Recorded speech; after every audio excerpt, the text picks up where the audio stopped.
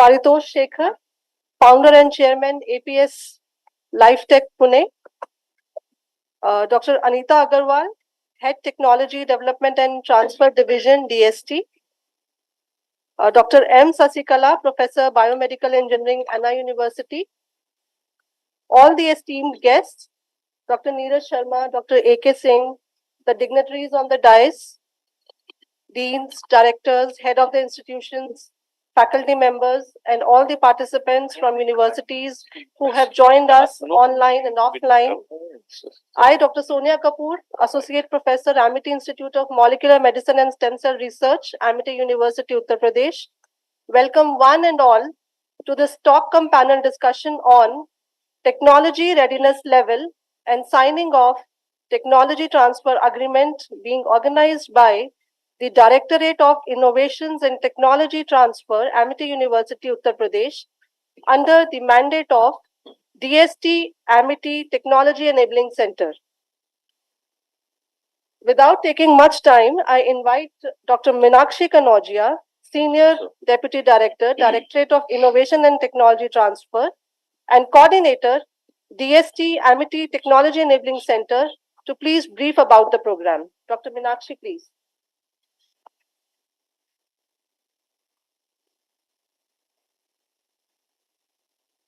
Thank you so much, Dr. Sonia. You move them.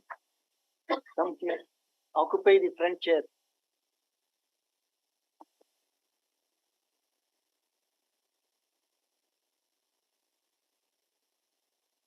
A very good afternoon to one and all.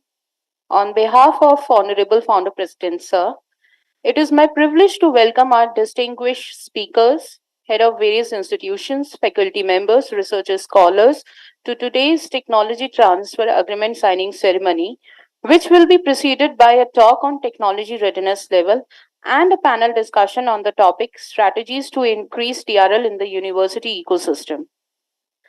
I extend my warm welcome to Dr. Paritosh Shekhar, Founder and Chairman, APS LifeTech, Professor Sasikala from Anna University, Dr. W. Silvamurthy, Dr. B.C. Das, Dr. A.K. Singh, and Dr. Neeraj Sharma for taking out time from their very busy schedule and participating in this insightful and thought-provoking event. We are truly honored to have such a distinguished panel of experts and a diverse audience. Those who are on the way to be here. The topic we are here to discuss today is not only timely but also of great significance in our rapidly changing world. The technology readiness level is a system used to assess the maturity and readiness of a technology or innovation for practical application or deployment. It provides a standardized way to evaluate the progress of a technology from its early concept stage to its full-scale implementation. The importance of the TRL lies in its ability to provide a systematic way to assess the maturity of the technology and the innovation. Though there are several advantages of TRLs, some of them like they help in decision making, mitigation of risk associated with the technologies, allocation of fund, time and cost saving, collaboration and partnership, regulatory approvals, market entry, and so on. Today, our speakers will share their knowledge and experience and perspective on TRLs and will deliberate upon the strategies to enhance the TRLs in the university ecosystem. The Government of India has taken several initiatives in the form of policy measures, funding schemes, and specialized technology-based programs to promote and support research and innovation in the university system. Despite several proactive initiatives, technology development in the Indian university system continues to be a concern, due to which they lags in commercialization of the technology as compared to their Western counterparts. In this context, today's panel discussion is an endeavor to explore the approaches to be followed to overcome this existing gap. Today's panel discussion aims at providing a platform to domain experts and innovators to brainstorm, discuss, and deliberate the possibilities to enhance readiness level of the technologies in the Indian university ecosystem. So to discuss and deliberate on the same, today we are joined by the eminent experts from higher education institution, technology transfer office, and the industry. Now, This event will be followed by a technology transfer agreement signing ceremony. So today we have Dr. Paritosh Shekhar, the founder and the chairman of APS LifeTech Pune. So he has kindly agreed to license our AI-based software for predicting the male fertility, developed by Dr. Abhishek Sen Gupta and Dr. Priyanka Narad of Amity Institute of Biotechnology from the Noida campus of Amity University, Uttar Pradesh, for which the copyright has been already registered. So I would like to bring to your kind notice that this software has been developed in collaboration with ICMR. The idea began Amity University and ICMR. They have the MOU. The MOU has been signed between these two organizations.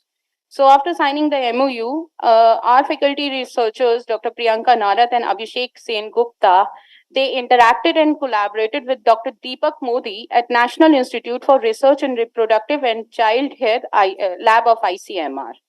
And then they discussed, brainstormed, and identified the gap of existing gap in the market for developing a software as an auxiliary product to this PCR based kit.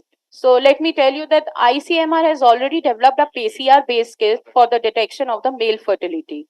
So it depends upon the deletion of Y chromosome.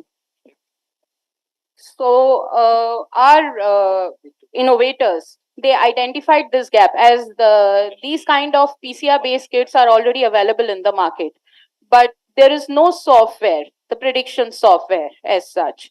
So our faculties, they identified this gap, and then they developed a software for this kit for the Y chromosome microdeletion.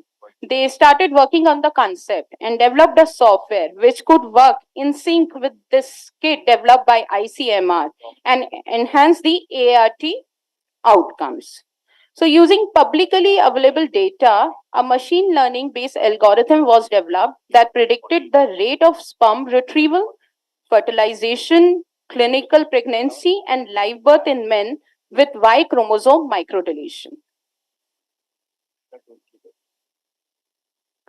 So, before we delve into our discussion, I would like to take a moment to express our gratitude first to our esteemed panelists to have generously agreed to share their expertise with us.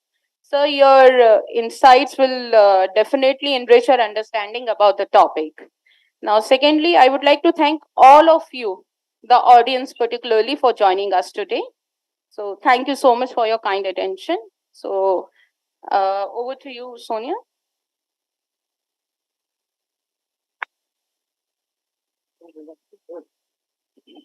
Thank you, Dr. Meenakshi, for giving a brief glimpse of what we are going to expect and accomplish in today's event. And I would say there is certainly a lot to look forward to, especially to the exciting panel discussion and the technology transfer agreement signing. The research environment in a university as big and divergent as Amity is best flourishing when it is being provided with a strategically designed framework of research and innovation.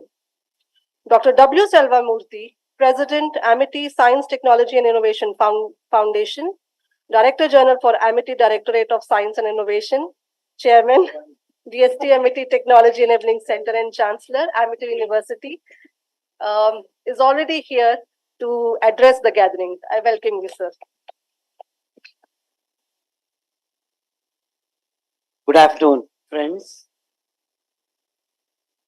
First of all, let me welcome all of you, particularly our guests, Dr. Paritosh Shekhar, on behalf of Founder President, Dr. Ashok Chauhan ji, Chancellor, Dr. Atul Chauhan, and also our Vice Chancellor, Dr. Balvinder Shukla, and all members of our Amity family. Dr. Paritosh, welcome to Amity. We have begun a good partnership, but we are looking forward that your presence here and also your collaboration, which has resulted in a technology transfer, will now lead to many more avenues which we discussed. I thought I will tell them also what are potentials he is looking at, which he will also explain. So I welcome Dr. Paritosh Shekhar and also all my colleagues who are on the dais, off the dais, and also who have joined online because there are many events taking place now. The convocation briefing is taking place. Then Gurinder Singh has a foreign delegation. So Amity is a place, vibrant place where a lot of activities happen. But this is a very important activity, which I am sure you will all disseminate to your faculties, PhD scholars, because country as a whole, we have done well in publications. We are third in publication, and we Nature Index we are 9, patent we are number 9, but Global Innovation Index we are still at 40. Even this year also we remained at 40 because we don't understand the importance of translation. We don't understand the importance of innovation. So Amity wants to look at a new paradigm. So this year, next year, and this decade, we will call it as a decade of innovation. Amity decade of innovation. So we have done very well. 40,000 research papers Amity has published, and we have filed 2010 patents. That is the figure today. So we are doing very well. But now technology transfer. I want every month 2 technologies to be transferred. That's not happening. So I want all the HOIs, chiefs, advisors, FSTR, ASTIF sitting over here. And this is the message founder president wants to convey to every one of you, every one of us, including me, that we need to now give deliverables. Amity should become cradle of innovation. We should not only publish patents filing and getting granted, but now we should look at translation. How do you translate that into a product, technology, process, deliverable, and services? And ultimately, your research should culminate either in solving a problem of a society or it should lead to wealth generation through translation. So, this is what will be the focus now. I want you to convey this to everyone. So, even in our PBAS system, we want to put how many prototypes you have developed instead of asking only how many papers you publish, how many patents you file. We will ask how many prototypes you developed, how many technologies you transferred. We will give additional weightage. In addition to the financial incentives which founder president has given, 20% of technology transfer fee license fee goes to the inventor or the team which invented. So these are all incentivizing the innovation. Because innovation is mind to market, lab to land, and ideas to ideation to deliverable. So that is innovation. Only when it has reached there, it is innovation. Otherwise, it is not innovation. So innovation is that it has reached the society, it has reached the industry, it has been commercialized. So that is why this TRL is to bring awareness. One day we were discussing with founder president, sir, we have to increase the TRL level from 3 to 6 or 7, then only industry will look at. Then he said, how many people know what is TRL level? How many faculties, how many PhD scholars? If you ask what is TRL level 4, how many of you will be able to answer no? We don't know. So that is the problem. Even the awareness is not there about technology readiness level. So he suggested, founder president suggested, why don't you hold a seminar to appraise our faculties and PhD scholars? What is TRL level? 1, 2, 3, 4, 5, 6, 7, 8, 9. So this is what is the one purpose of this is to bring awareness about the technology readiness levels. I would have liked the hall to be full with all the PhD scholars, faculties, but unfortunately it's not happening. So we should make it happen. So the message I want to give it to all HOIs who are sitting here, they should know. All your not only faculties, PhD scholars should know. So please create this awareness.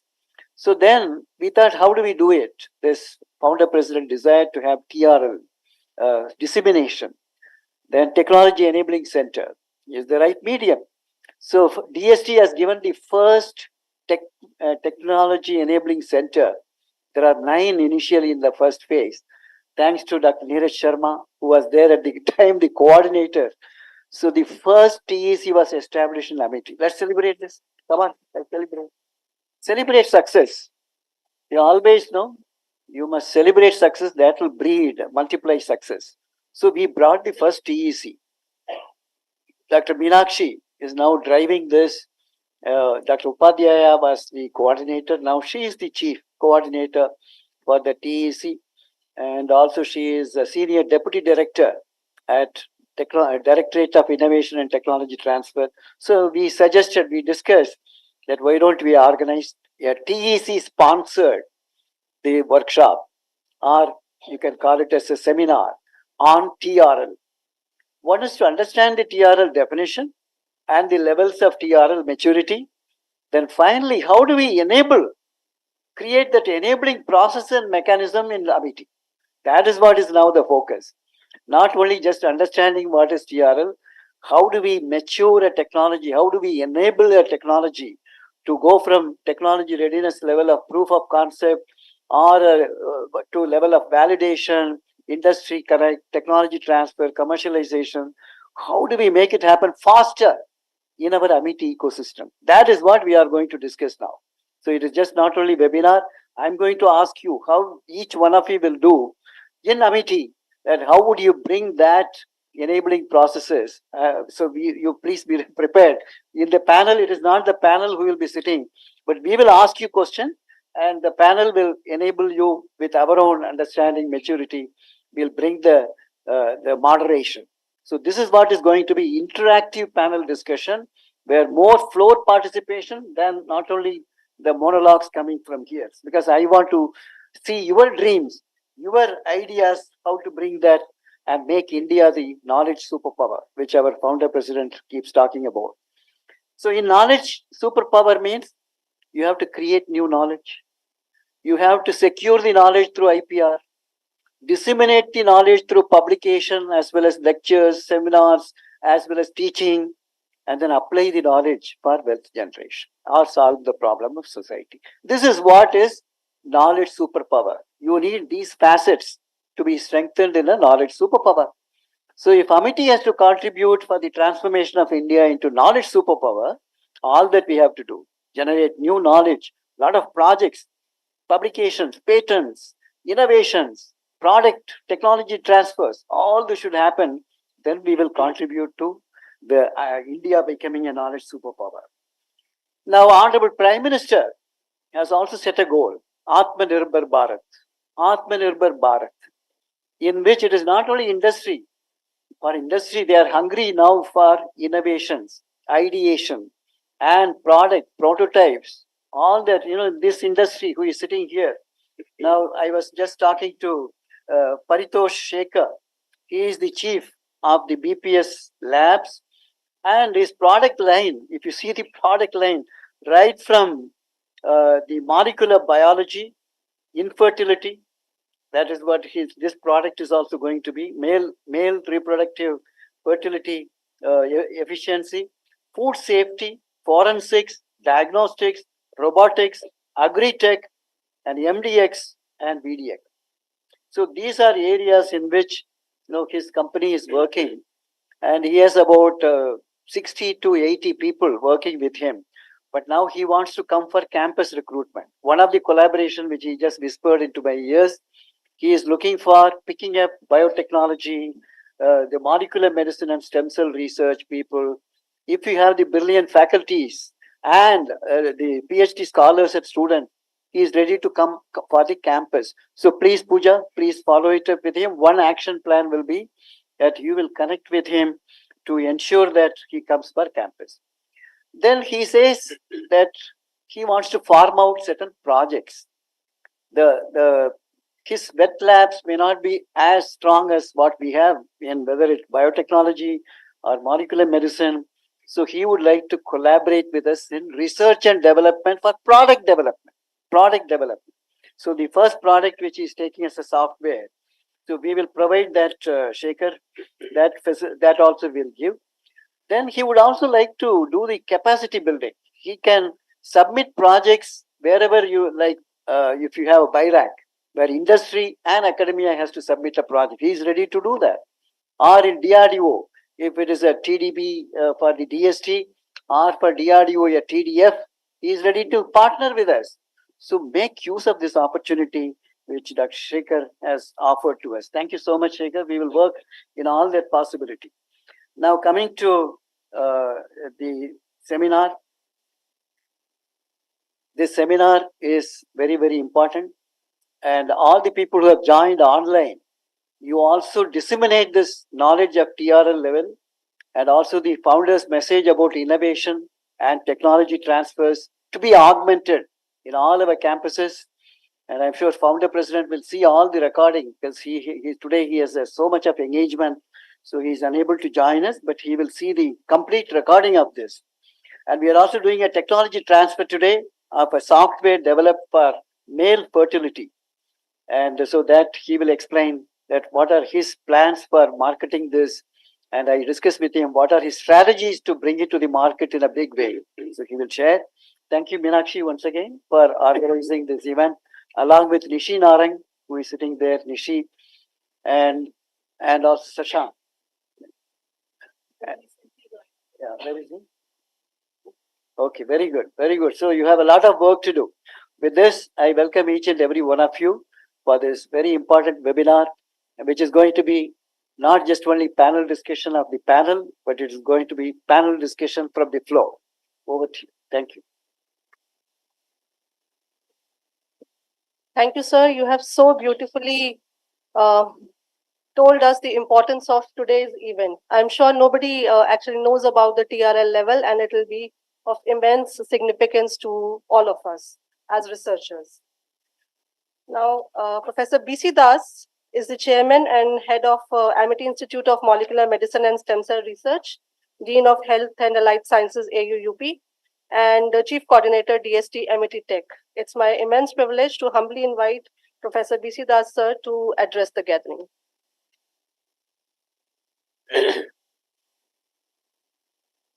Thank you, Dr. Sonia. This is good afternoon to everybody, and this is another important occasion that our Amity has organized this talk and panel discussions on TRL and technology transfer, also another important aspects of today's gatherings. And this is possible, it is because of our Honorable Founder President, his blessings. And already Dr. Sarvamurthy has mentioned that he was the initiator of that. It should be discussed and have the meeting to know and to make aware all the faculty students. So this is one of the activity in the line of academic and research activity for which we have the IPR and patent cells, then DITT, Directorate of Innovation and Technology Transfer, and STIF and FCA all work together with the faculty and the students to bring the research innovations, excellence, and technology development and their transfer to the industry. So also it is guidance of our Honorable Chancellor and also the help of our Honorable Vice Chancellor, Professor Dr. Balvinder Shukla, and our Chancellor, Dr. Atul Chauhan. So these are the driving force that the Amity has in their disposal to achieve excellence. So this is another excellence which the two young faculty has done that will be transferred today. That is Dr. Abhishek Sengupta and Priyanka Narath. I am here at almost 10 years, one decade now. I do not know that they were husband wives. So one is a Bengali, one is a Punjabi. And then today only I just 2 hours before or around 12 o'clock, they walked down to my office room here and they disclosed that They came to invite me and tell that please do come and this is our technology.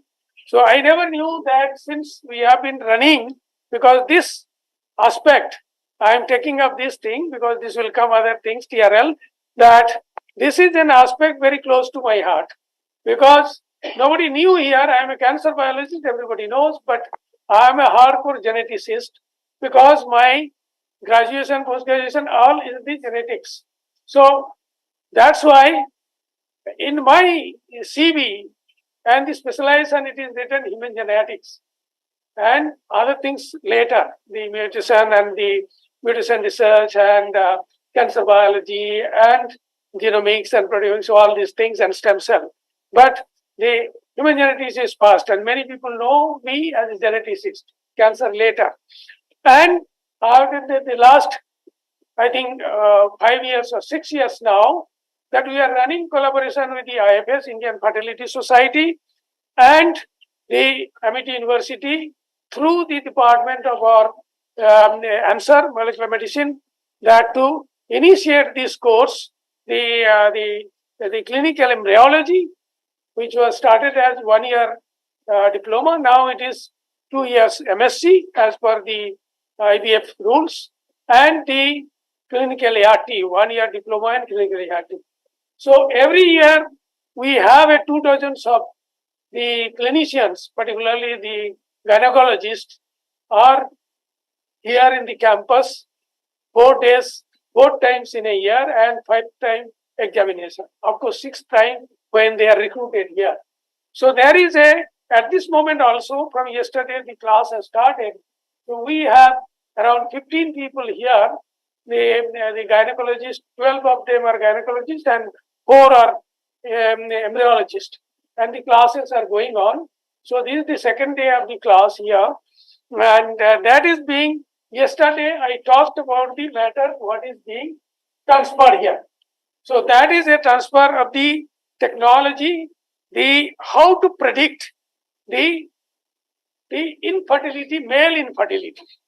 And that also involve the clinical ART or the ART patients. They are maybe male and female, and this is important to success of the IVF. And I would just briefly tell about being geneticist. I cannot resist without telling that, because many people who are not very much aware of what is this technology all about.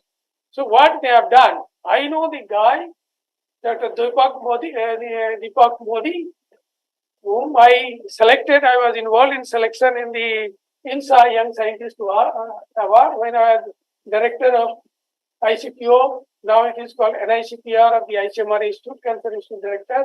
So, but I, as a fellow, I selected him as the young scientist, INSA Young Scientist. He was a young guy, very bright, and he has done very good work. That's why he was a Young Scientist awarded. But he is now proved worth that he has developed the PCR techniques. Of course, what is the PCR technique? And that has given the impetus by Priyanka and Abhishek that they have developed the algorithms to predict. So, how to predict that who will be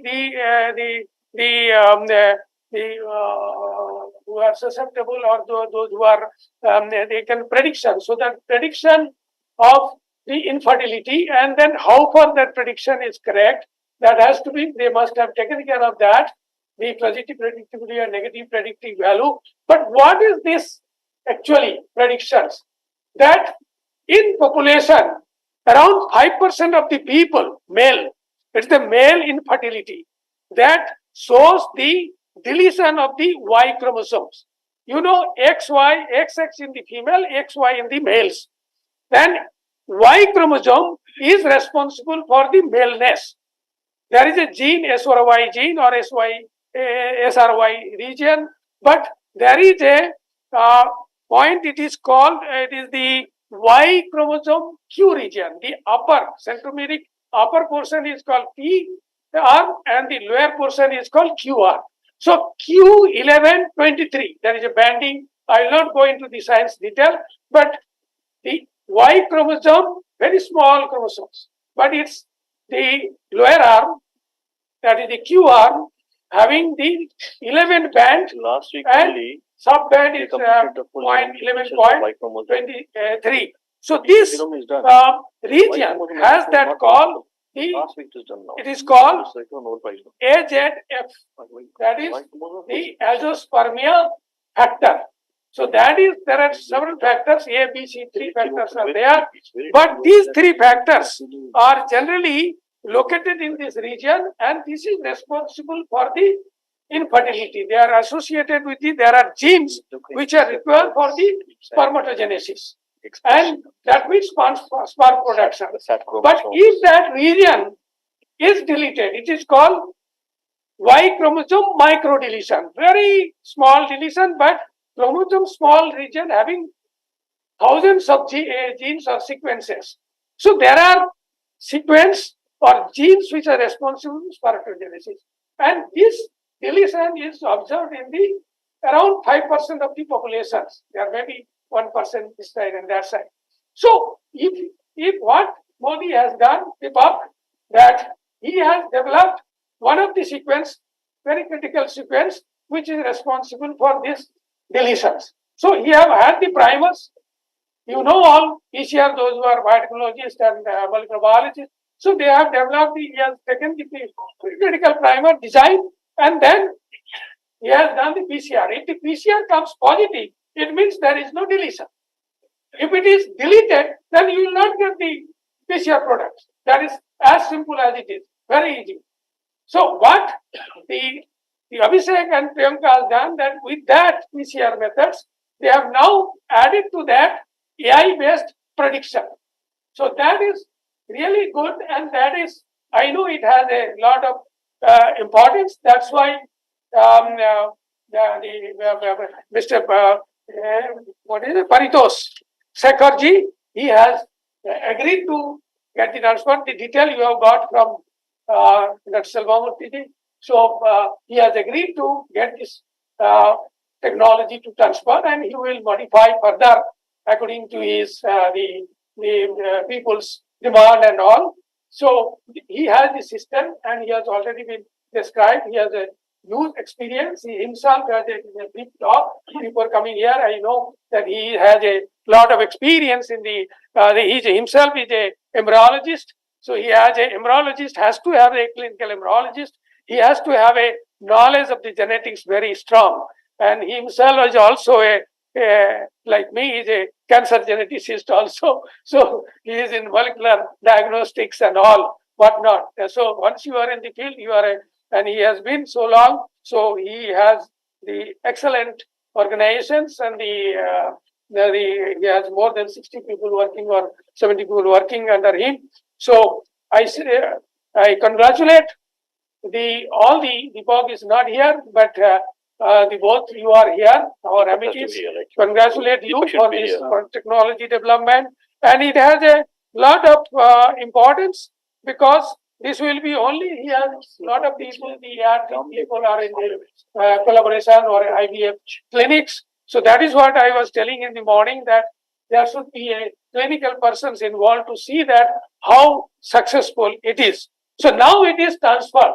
But why it is transferred? What did you do beyond this, the algorithm developments and the PCR? That technology should reach to the TRL level. That is, the technology readiness level. So what is that readiness level? Then only the industry will be interested. If you are in the TRL level 1 or 2, they will never look at it. Because that is in the infancy stage.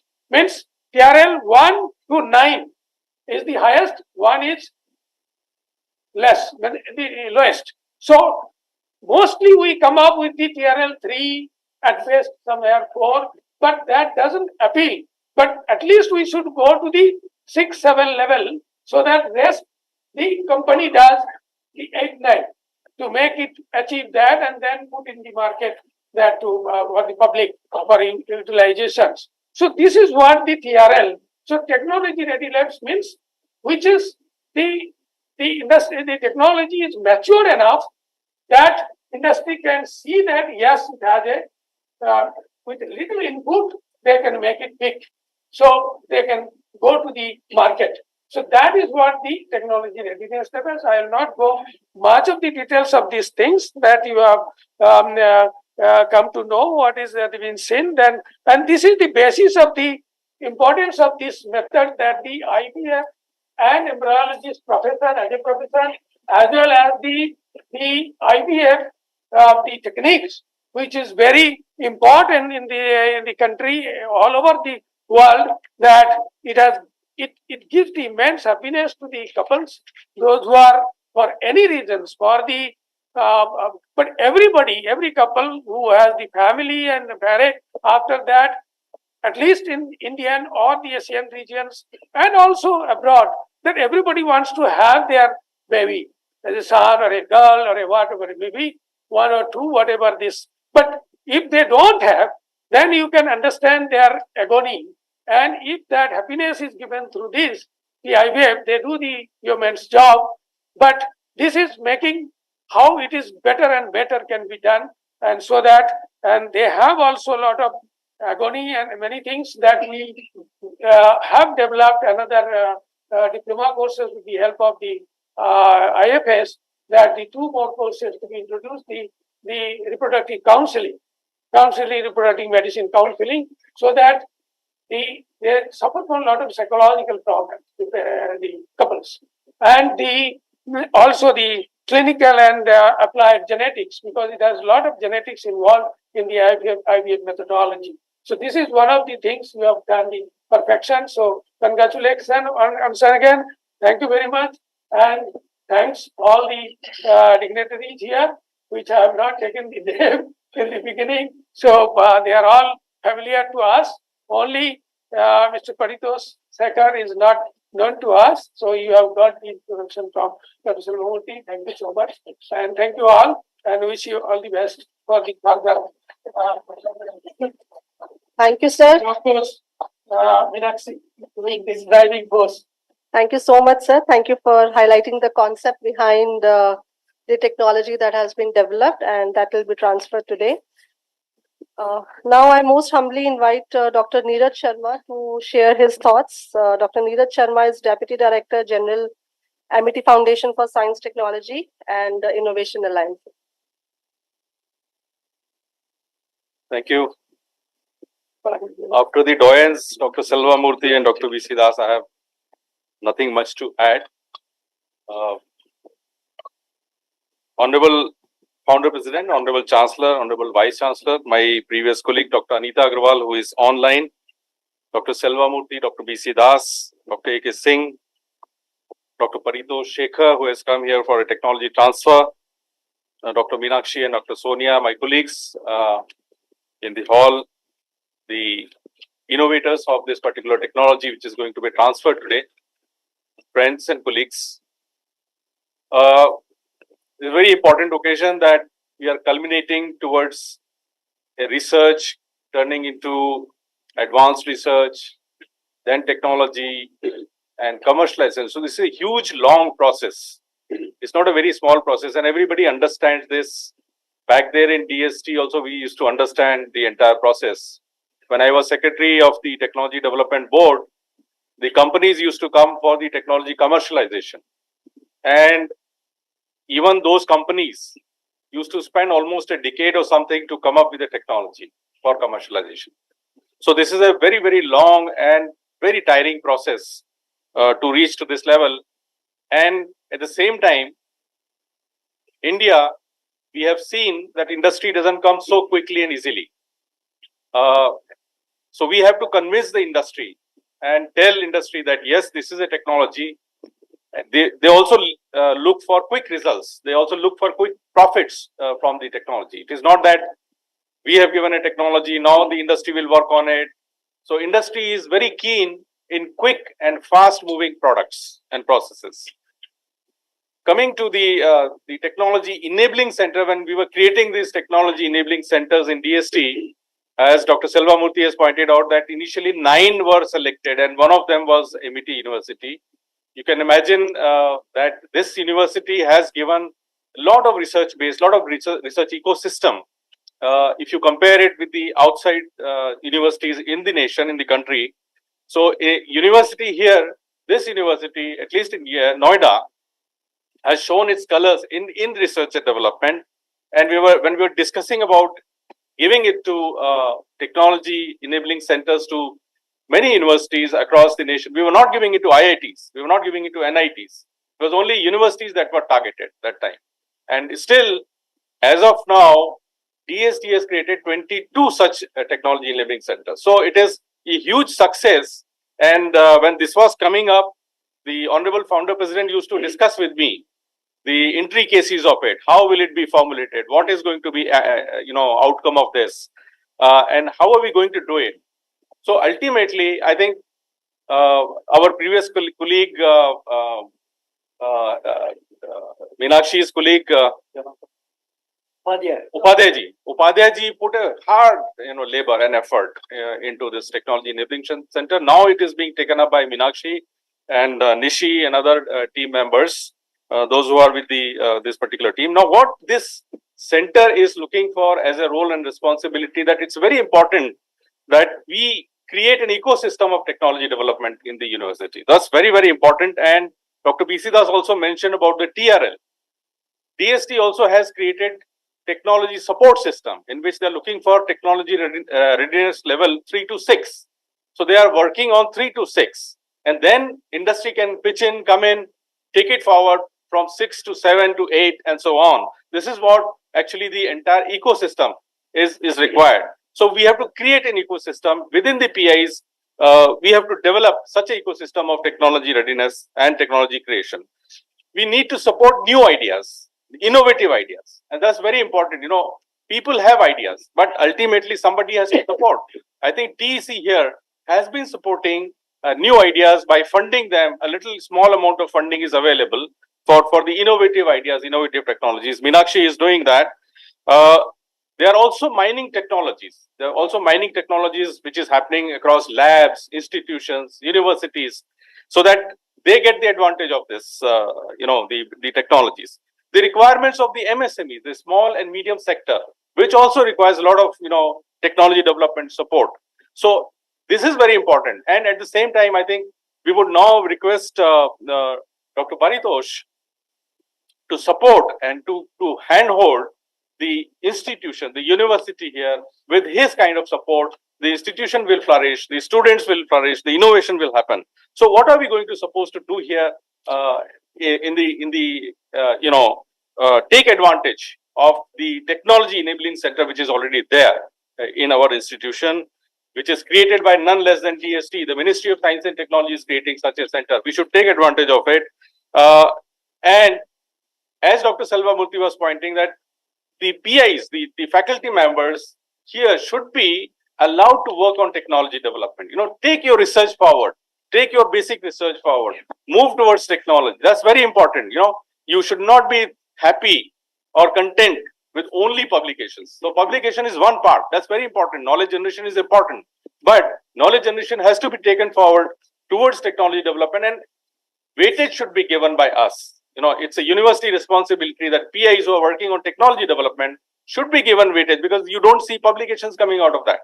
If they are not coming, that doesn't mean that the PI is not working on it. So we have to amply, support the PIs for technology development. So this effort will improve and increase the number of technologies coming out of the university system. Also, industry collaborated research. I mean, like Dr. Paritosh, we can have industries coming, and we are having industries coming with us for supporting research projects. And ultimately, the government of India, who is supporting the funding institutions, are looking for projects which are supported by industry in some way or the other. Even if the industry is not coming upfront, they can take up the project. They can at least say that, yes, this is the technology we are interested in, and the government of India will fund such projects. So this is very, very important. Targeting these socially relevant problems. That's also important for all the faculty members here. I will not take much time. This is a very important event here, and congratulate both the PIs, both the scientists here from MET University, as well as the person from industry who is taking up the technology and going to commercialize. Thank you very much.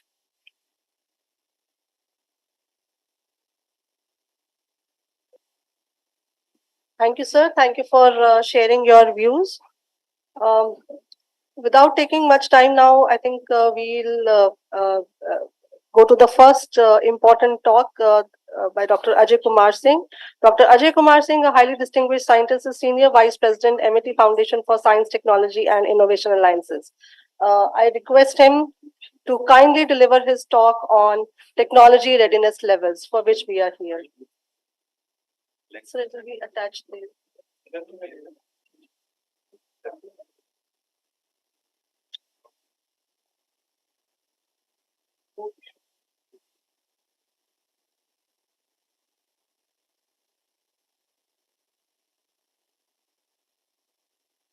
Namaskar and good afternoon to all of you. Honorable Founder President, Chancellor, Vice Chancellor, Dr. Silvamurthy, Dr. Paritosh, Dr. B.C. Das, Dr. Neeraj Sharma, and the propeller of this program, Meenakshi, HOIs, and friends. In the meantime, when they are loading the presentation, let me say, I think today's topic is a topic which is close to our hearts and which is very pertinent in the context of any R&D organization. You listen to Dr. Silvamurthy, Dr. B.C. Das, and to Dr. Neeraj Sharma. I think whatsoever we say, whenever we talk of publication, whenever we talk of industry collaboration, whenever we talk of commercialization, I think the story would not be complete unless and until we focus on TRLs, not only focus, that we see that we escalate the numbers very fast. So in about next 20 minutes, I'll share with you. I'm not going to share something which you don't know, but I will try to make it a bit more simple.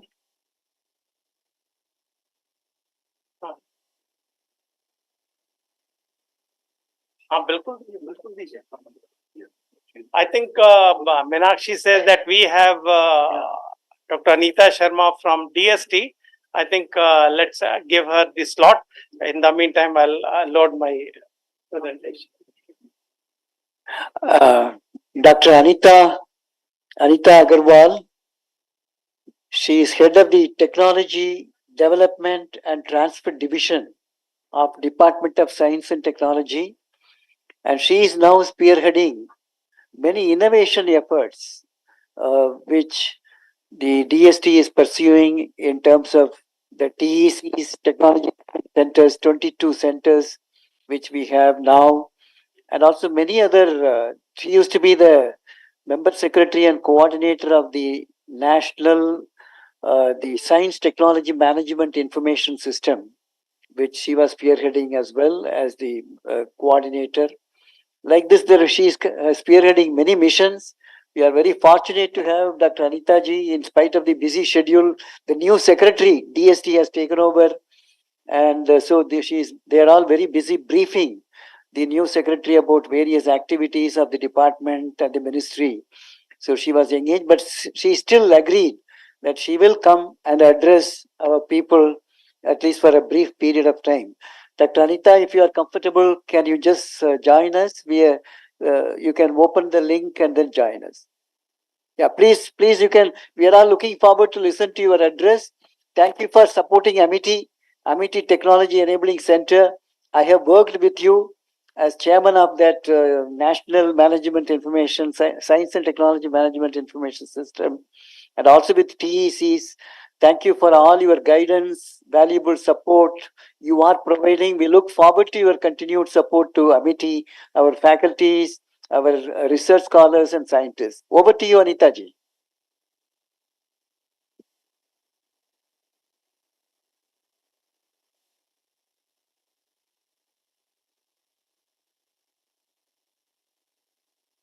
Anita ji, we can see you. Please unmute the mic. Your mic is muted.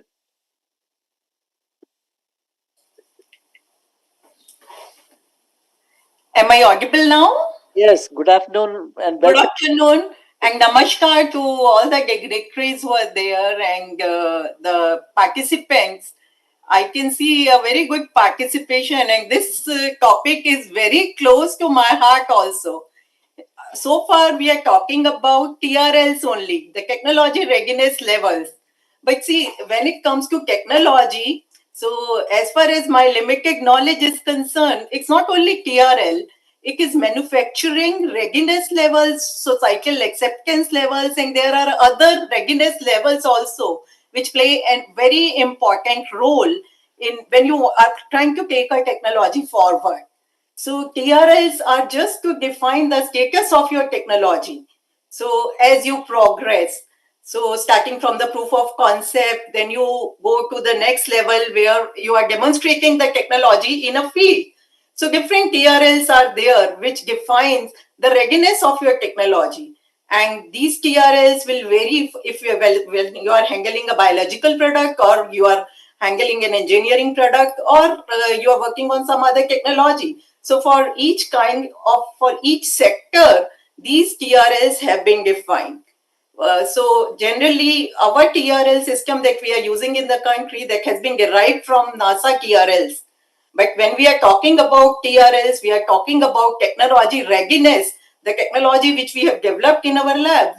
Parallelly, we should work on market acceptability, manufacturing readiness levels, and societal acceptability also. So then only you will get the holistic view about any technology which you are trying to work upon. So how it will be taken up by the industry, how the user will react to the usage of that technology, and how easy is it to assemble that technology into a product which will go to the market.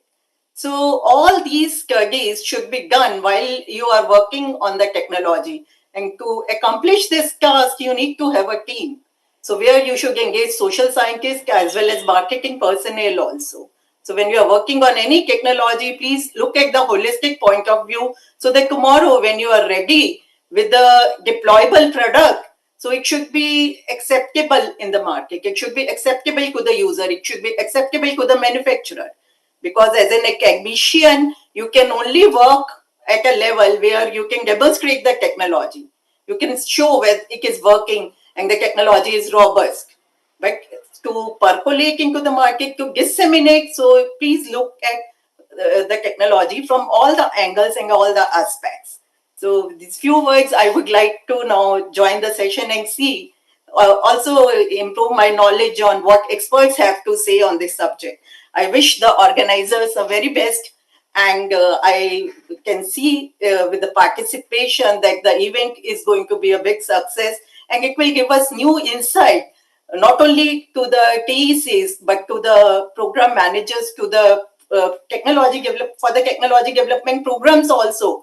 What more should be added, and how do we go about assessment of these TRLs when we are talking to industry? Like what kind of information should be projected about TRLs, and what is the actual status of technology in the terms of TRLs? Thank you very much.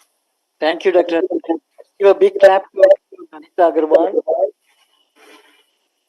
Dr. Anitaji, you have given a complete holistic picture, not just only to worry about technology readiness level, but need to look at the market demand, market sensitization, manufacturing, customer satisfaction, product upgrade. So the whole life cycle from ideation to deliverable, you have given the new thought. We will deliberate on this. And so please convey our regards to the new secretary also. We will call upon him next week. I was just telling like Neeraj Sharma that we will come as a small delegation to DST, meet the new secretary also. Please convey our regards. Absolutely, sir. I'll definitely do that. And also welcome to Amity once again. You please come sometime at your convenience. We'll find a mutually convenient date and time for your visit to Amity University, Uttar Pradesh. It's a pleasure. And So Neeraj, interacting with TEC and working with the technology developers here is always a pleasure for us. Anita, thanks for joining us. Thank you, sir. I understand. You don't have to thank me, sir. That's a wrong statement. That is not accepted. No, the new So I secretary. am your teach. No, it's okay. Thank you. New secretary has joined very recently. Yeah. Yesterday he joined, sir. Must be very busy, so we could not press you coming here in the campus. Anyway, thanks, and very new ideas that you have given. It's very interesting ideas that acceptability, social acceptability in manufacturing These two things are very, very important, just like the TRL. So these readiness level are also equally important. Thanks for coming. You can keep joining us, keep listening us. Absolutely. Learning experience for me too. Thanks. We would request Dr. A.K. Singh to continue his presentation on TRL. Sorry for the interruption. Can you project? You had driving.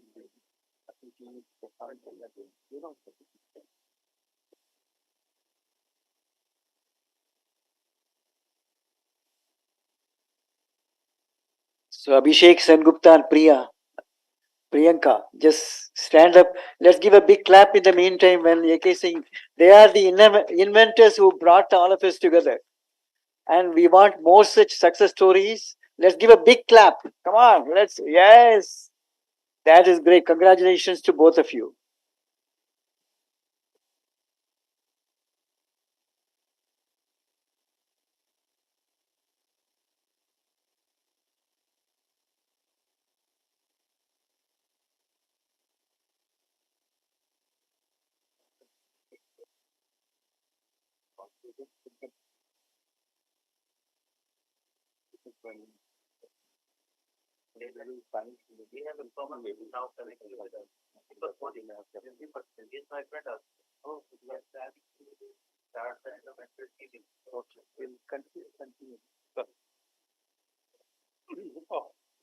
Okay, thanks to Dr. Sharma for bringing new aspect of human acceptability, though I shall be touching on that. Now coming back to my presentation. Now if we really see in the world, I think the one word which drives or which shakes everything is technology. So I'll just go, just share with you, how we reach the technology. You people might have seen this kind of a flow chart. I think I'll say that whenever we see something, we collect some data. So it is a data. Data is a set of, I say, some information, some observation. When you have that data, then if it matures, plenty of data forms the information. Data and information, they do not have any human intervention. Means you can't really make out much. But when the human intervention or some analysis goes, it becomes the knowledge. And what we had been talking, that knowledge superpower, that India wants to become the knowledge superpower. When we say the knowledge superpower, if we see the cartoon, ultimately it will reach to the economy. So now comes the knowledge, then it gets matures to technology. When we apply this knowledge for any utility, I'll be more explicit on that. And for social sciences, we can say if we go sideways, it is the wisdom. And the knowledge can also reach to the idea to innovation, idea into action. I will not spend much time, but ultimately technology to product to commercialization and economy. I'll touch upon this. The technology or economy or innovation, they are not purely science phenomenon. There is a social aspect. One aspect is society, which we had been telling. So technology propels everything, every time, everywhere. And I think we also listen that technology is going to even solve the social problems, and which we are witnessing, if I digress. Just see the direct transfer. One problem which has been addressed by technology, one example, typical. Okay. I think you might have read plenty of definitions of technology. One typical definition, I'll say that tools, techniques, and systems developed and used by humans, basically to achieve some objectives, often involving application of this scientific knowledge. Means scientific knowledge gets converted into the technology. I think isko baad. Now, just few examples. You will excuse me, those of you who know that. Just to share with, particularly, I thought the researchers would be there, the PGs and JRFs, where how the science principle has gone into the technology or the product. Bernoulli's principle, we all read in high school. and that is the basis of aircraft shape or structure. Kepler's law led to the satellites. I think everyone knows Newton's third law, nuclear fission, E is equal to mc square, we drew, or Archimedes principle, which goes to the sea ships. Now you see that TRL basically is how we convert the science principle or science into the technology or the product which makes our life easy in one or the other way.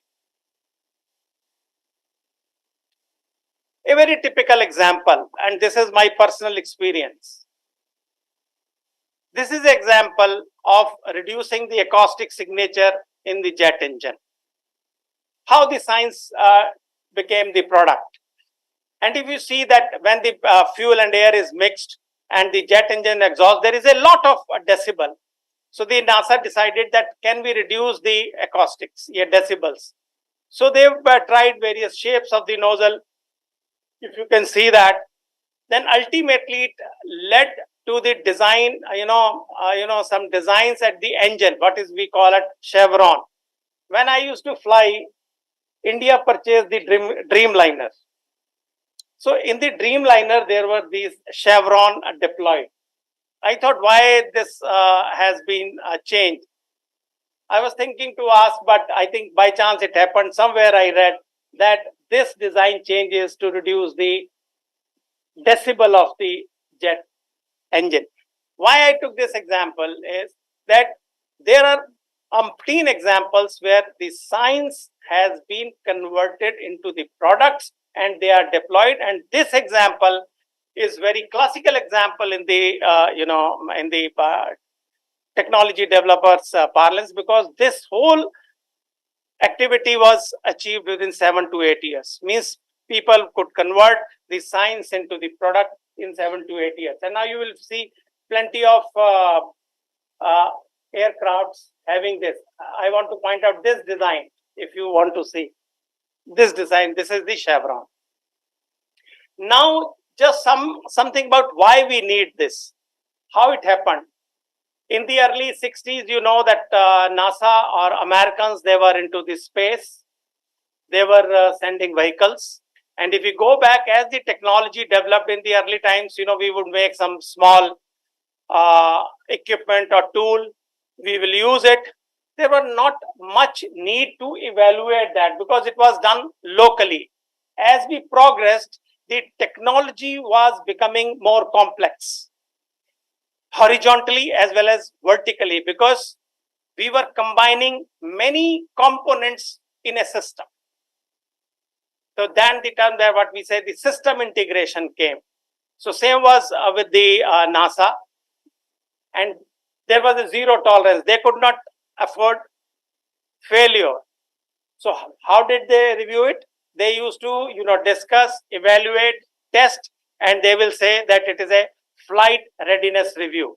There was no term of technology. They used to say the flight readiness review. But they were not happy. They said that we need some better strategy to be more critical and more precise. It took to them about 2 decades. And they had to bring out new strategy, research policy, which was on the sidelines, when ultimately they could come out with readiness levels.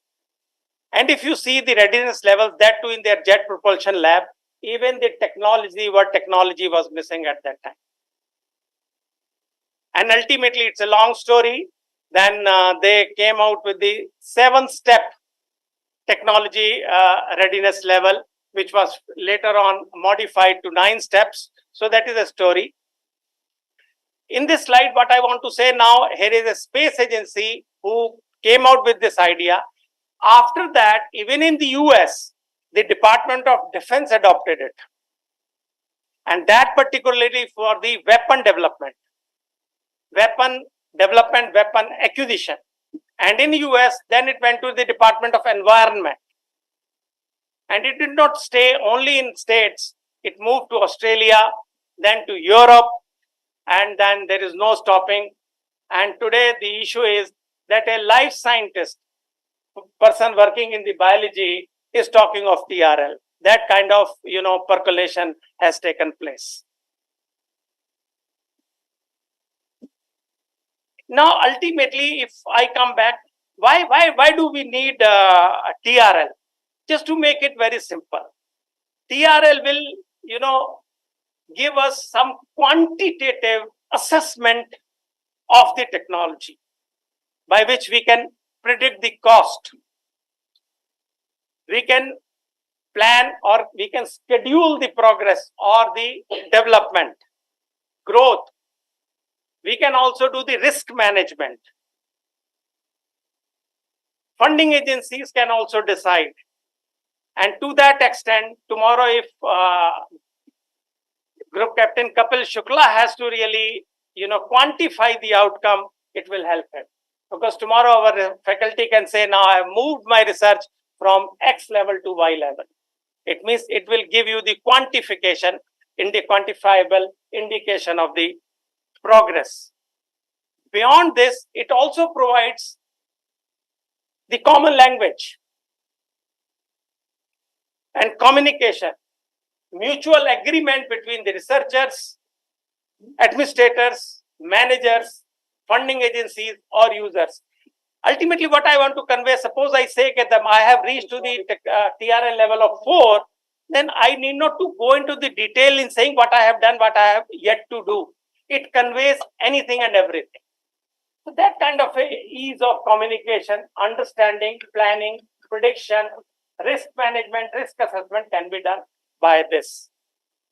I think these are the kind of a self-explanatory. When DoD in US, they use this, then they wanted how to effectively spend budget of DoD on weapon programs.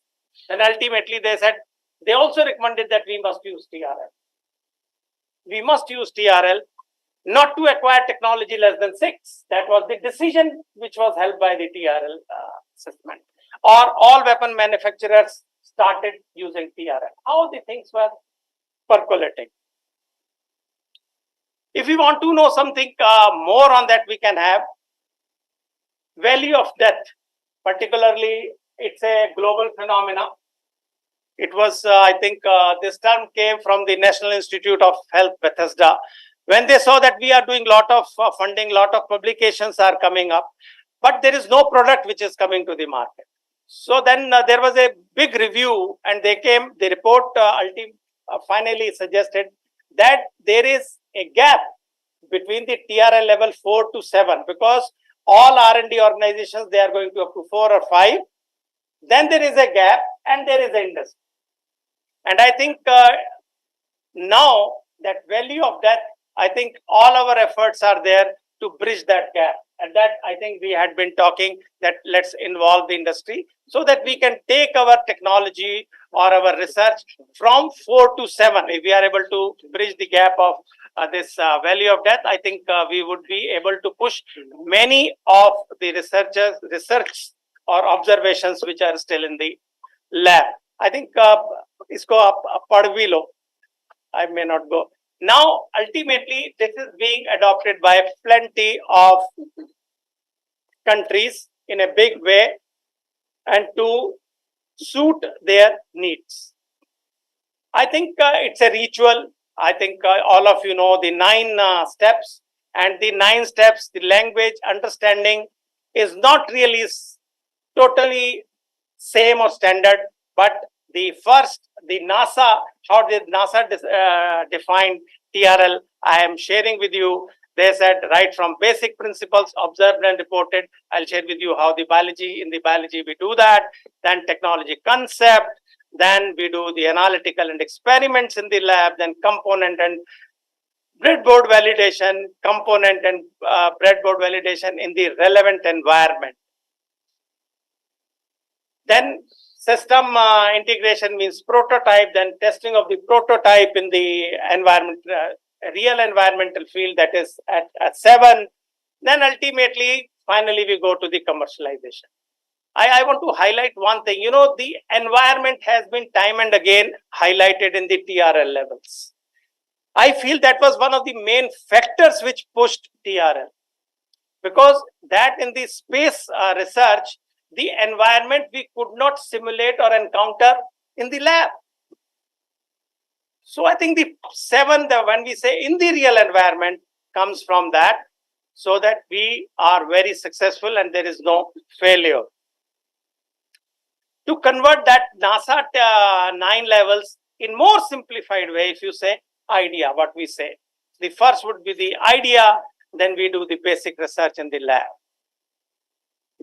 Then we the technology, formulation, concept and application. Why I'm saying you, so that it's more clear. Then small scale prototypes in the lab, what we say in the lab prototype. Then large scale, tested in the intended environment. Suppose I have to make any gas sensor. When I will convert the science into the gas sensor, if you see in the lab, it will be all spread, but it works. Then I start making a prototype. Then I test that prototype in the lab. Then I test that prototype in the environment. Then comes the regulatory aspects, test and evaluation. So ultimately, when we reach 9, we say it is fully commercial, fit for commercial application. Going, if we understand a bit more, the basic research is the TRL1. When I have some idea, or still it is in my mind, it has not been spelled out, I'll say it is TRL1. Then TRL2, I'll say that I have started planning the experiments. Now I'm tilting towards biology. In the lab, that let me do this experiment, that experiment, because my goal is that how I will prove my science into concept and ultimately to the product. Then TRL3, now I start having materials, components.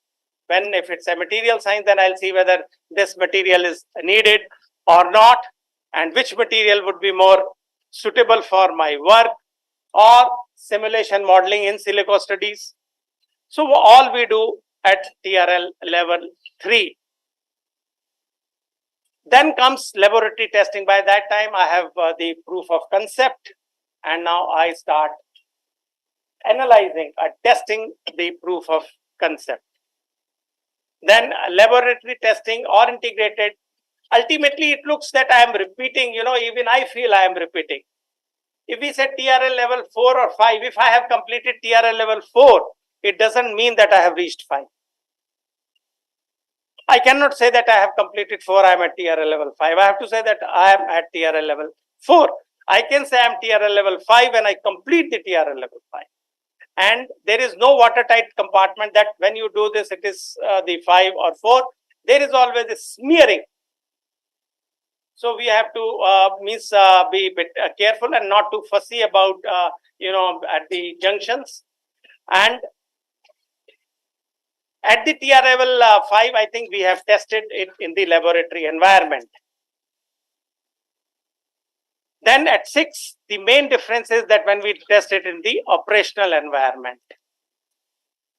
And 7, when we have integrated, and the real testing and the operational environment, the extreme environment, which is like where the technology is likely to be deployed, where it has been tested.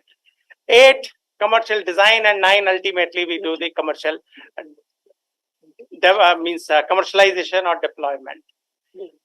This is the scale which Armed Forces Medical Research Center of Department of Defense US, they have adopted. This is their slide where they differentiate between pharmaceutical sciences in blue, pharmacological or biological vaccines in red, and green in medical devices.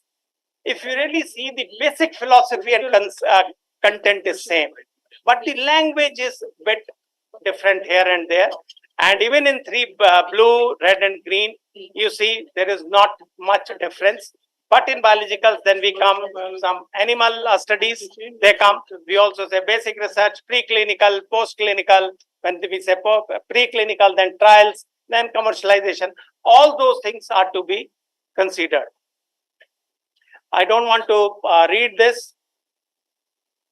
Now in India, when it came to India, most of the R&D organizations, they have adopted. CSIR did a very big exercise in adopting TRL level. They have their own concept of TRL level. They had spent a lot of money. BARC has, DAE has, ISRO has. If you go to the BIREC site, you will find that they do have TRL level concept for biological research or biological domain. In DRDO, we also had developed our own TRL, means we adopted the NASA's TRL philosophy to DRDO. Just to share with you, so steps in technology development when at DRDO did, we basically took the philosophy from NASA and we introduced a new thing, what is data analysis, that is decision aid for technology evaluation.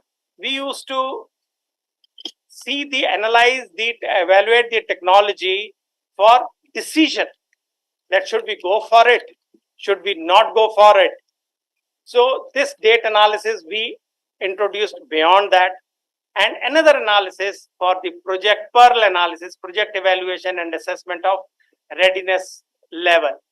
By doing both and adopting that, we could assess the difficulty or ease of development, realistic assessment so that we do not have time and cost overrun, and we could also assess, because when it is a system of systems, then you have to see that how each component is, what is the stage of each component, because ultimately the whole system has to work. We could also take help of this PEARL and data analysis in evaluation of this.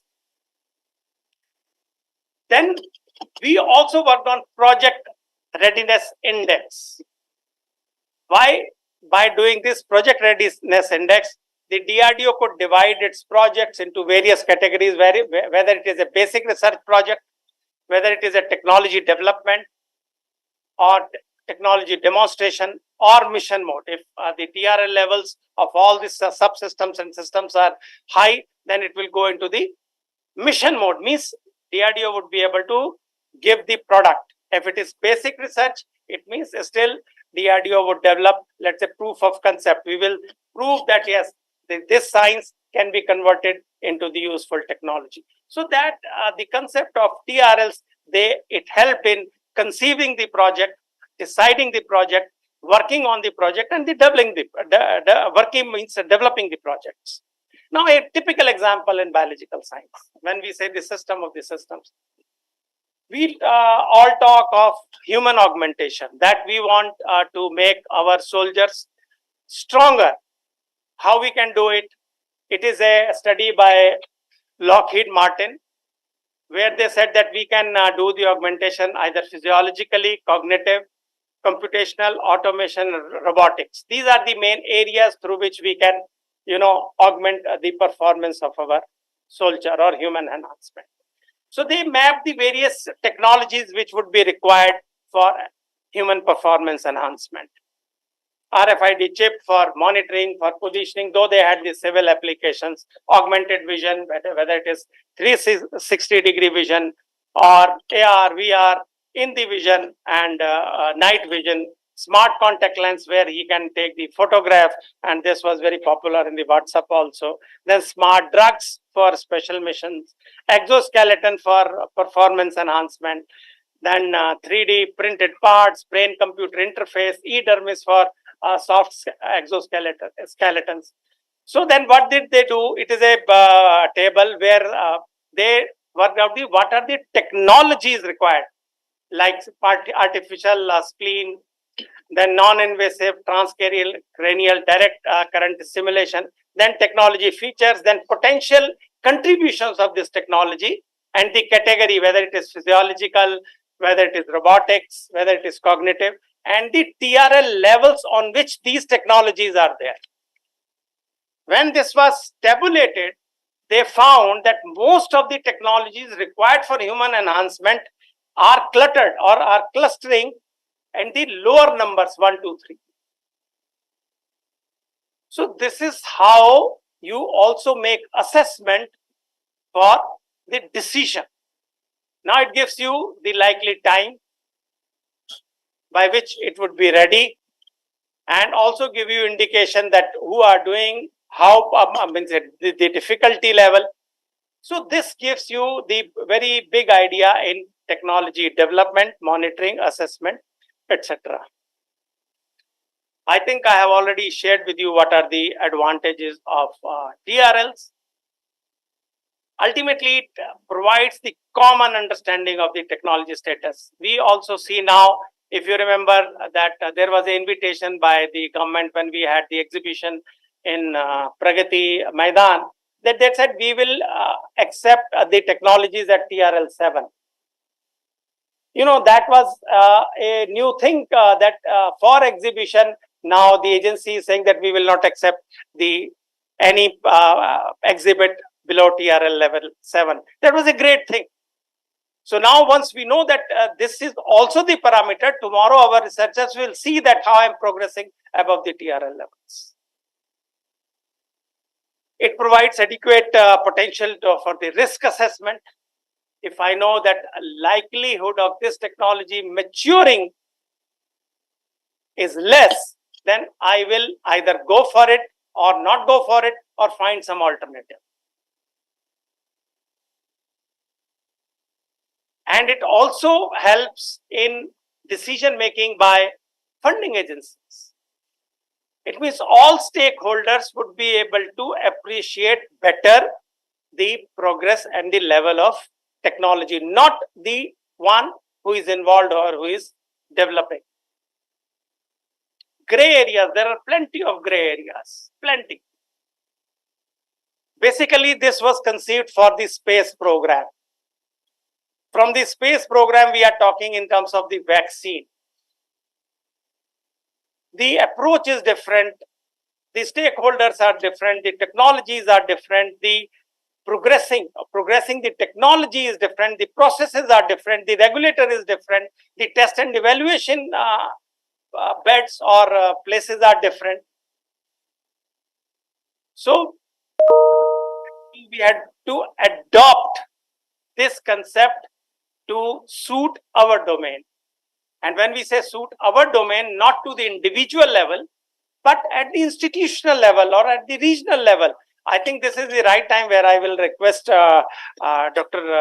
Meenakshi that we can have a document on TRL level for MIT, all our MIT campuses, one for biological sciences, one for physical sciences, and similar for our software or what we say AI or computer science. I think we must do that.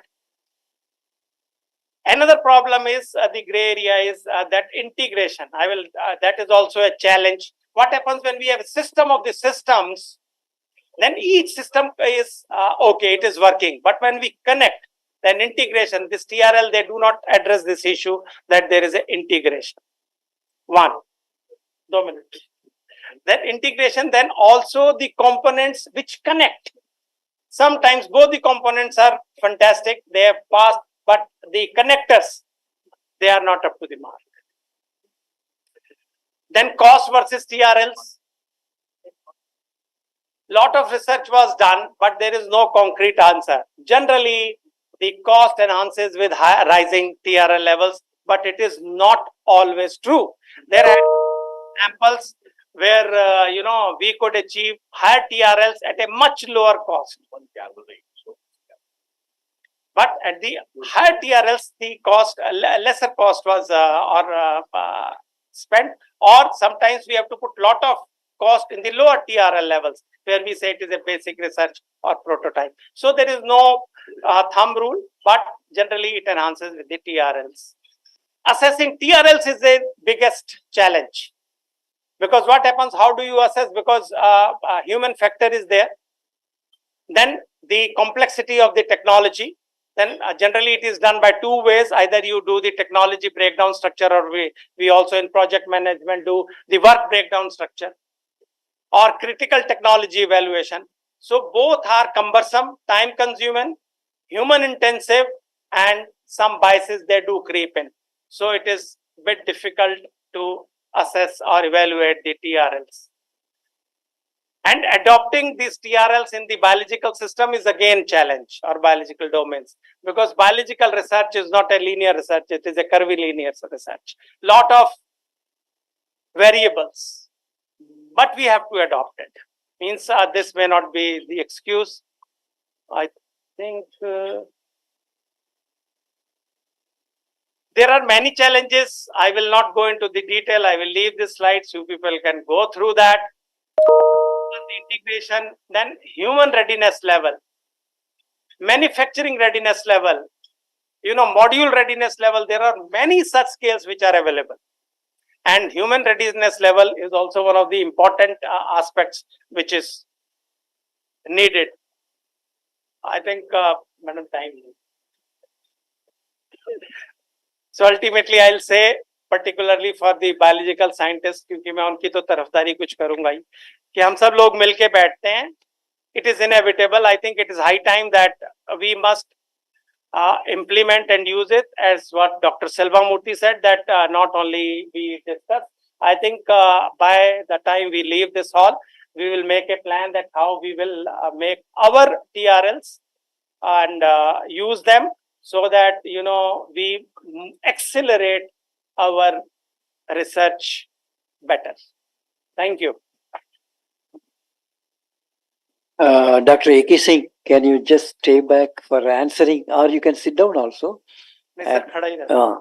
So he has given a very excellent overview of the TRL concept, how the evolution of this TRL concept grew from NASA to everywhere across the globe, and how we can utilize this to assess a technology readiness in different disciplines like hardware or engineering or life sciences, or it could be even in software. How do you assess the technology readiness level? And so thank you so much. Let's give another big clap to Dr. A.K. Singh. This was really a complicated topic which you made very simple. Now he may like to answer a few questions if on this presentation, then we will go to the panel and we will discuss about Amity. How do we bring this TRL concept? He has already told Meenakshi to look at, can we adopt this TRL concept for Amity context, ecosystem, for three different clusters. One is the hardware engineering technology, the life sciences, and also the software and other. Very good suggestion, Dr. A.K. Singh. And now, any questions on the clarification of the TRL? Yes. Dr. Hridesh Prakash. Just press this. Yeah, so it gives me too much of privilege to ask the question to my elderly brother here, whom I know for last 20 years. So now on this platform, coming to the context of this seminar, if I have to develop, so we are the ACTR, we are starting the Translational Research Center, where the idea is to go beyond the periphery of biology, engineering, or any other discipline.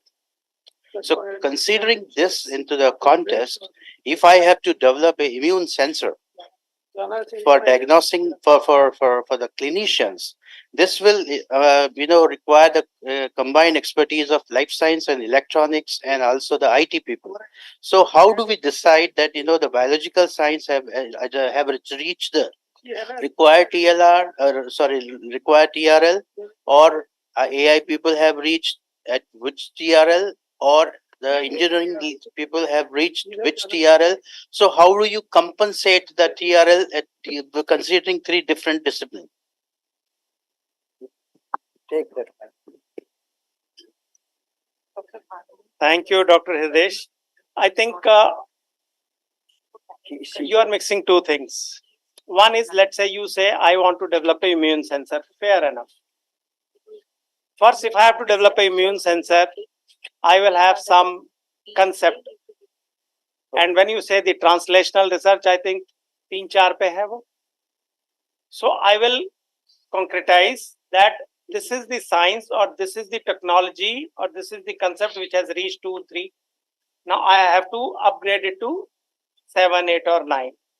Then I will make a plan how it will be done. What are the technologies or components, subcomponents required? Then the point which you raise is who would be doing that?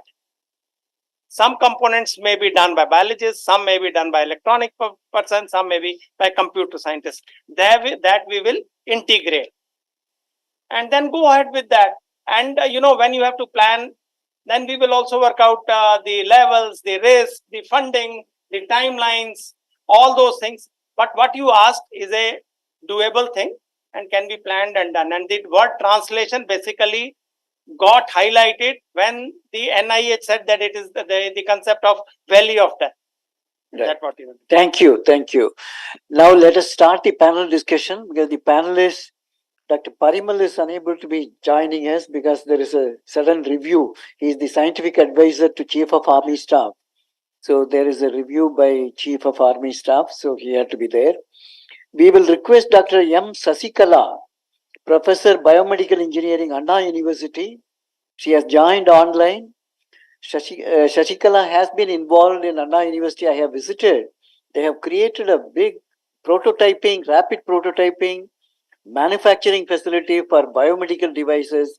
There is a health technology hub which is created also by DST there in Anna University. So this has come up very well in the technology readiness level. How do we enhance it very fast? A to Z in terms of biomedical technologies, they have created a big facility. And I would now request Dr. Sasikala.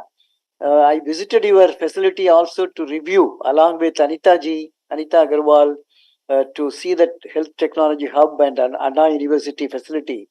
And can you please tell us about strategies how to increase the TRLs in the university system?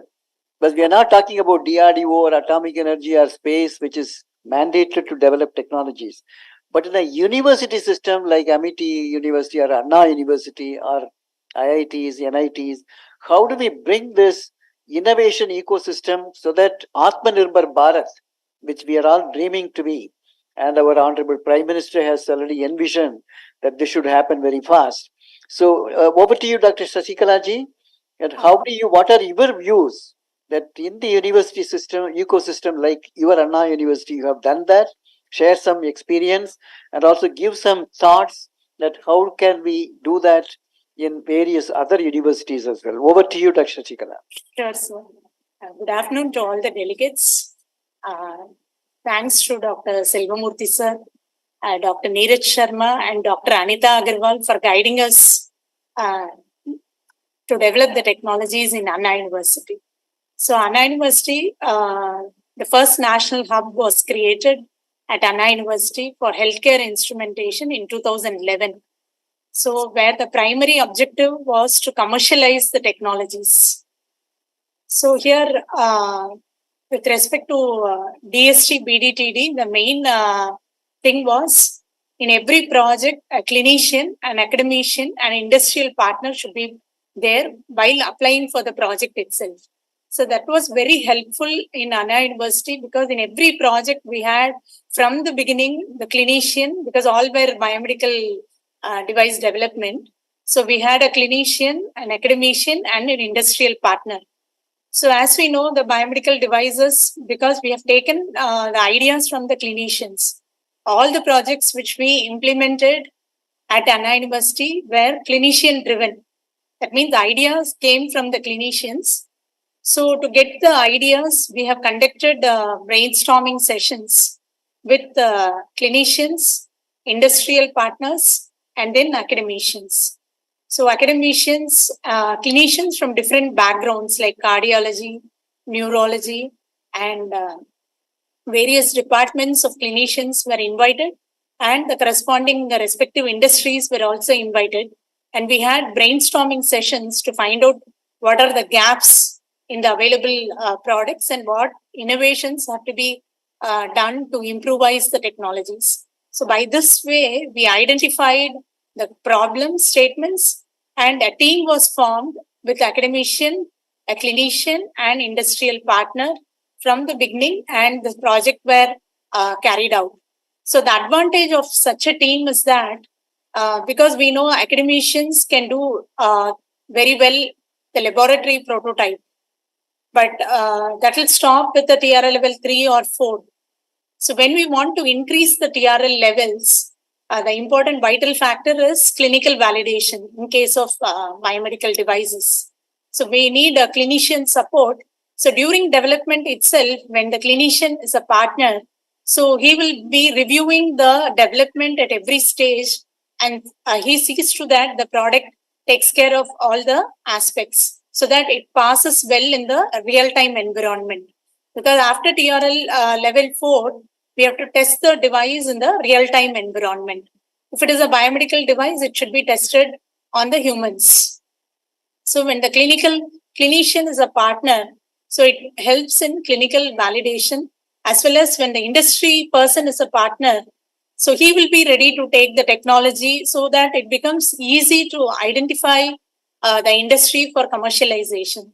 So he will also be, from the beginning, he'll be with the team so that his inputs will also be taken care of. So for the development, and it will be easy for him to take the technology. So that's how we progressed and we were able to commercialize the technologies. And one more important thing is, as everyone pointed out, we need to have a multidisciplinary team, because laboratory prototype, a single academician can do it. When we want to convert a prototype into a product, we need a multidisciplinary expertise team. So that, say, for example, a life science technology have to be developed as a product. So we need a team from a mechanical team to build up the mechanical structure. And then we need a team from the electronics and communication to develop the electronic system design required for the product. Then we need a computer science expert or an imaging expert to develop the software for the product. So if a multidisciplinary expertise team is formed within the university, so that's how we have also done to develop an antibiogram device. So we have seen the model and how successfully the model was there to develop the technology into a product. So in the university, we can form this multidisciplinary teams with respect to every product or every project that has been carried out, so that we can translate the technology into a product. And one more thing is, we need to do a multi-centric validation. If it is a biomedical device, it is not enough to do a validation at a single hospital. We need to do multi-centric validation at different hospitals. So in that case, we need many prototypes. A single prototype is not sufficient to do validation at different sites. So we need multiple prototypes.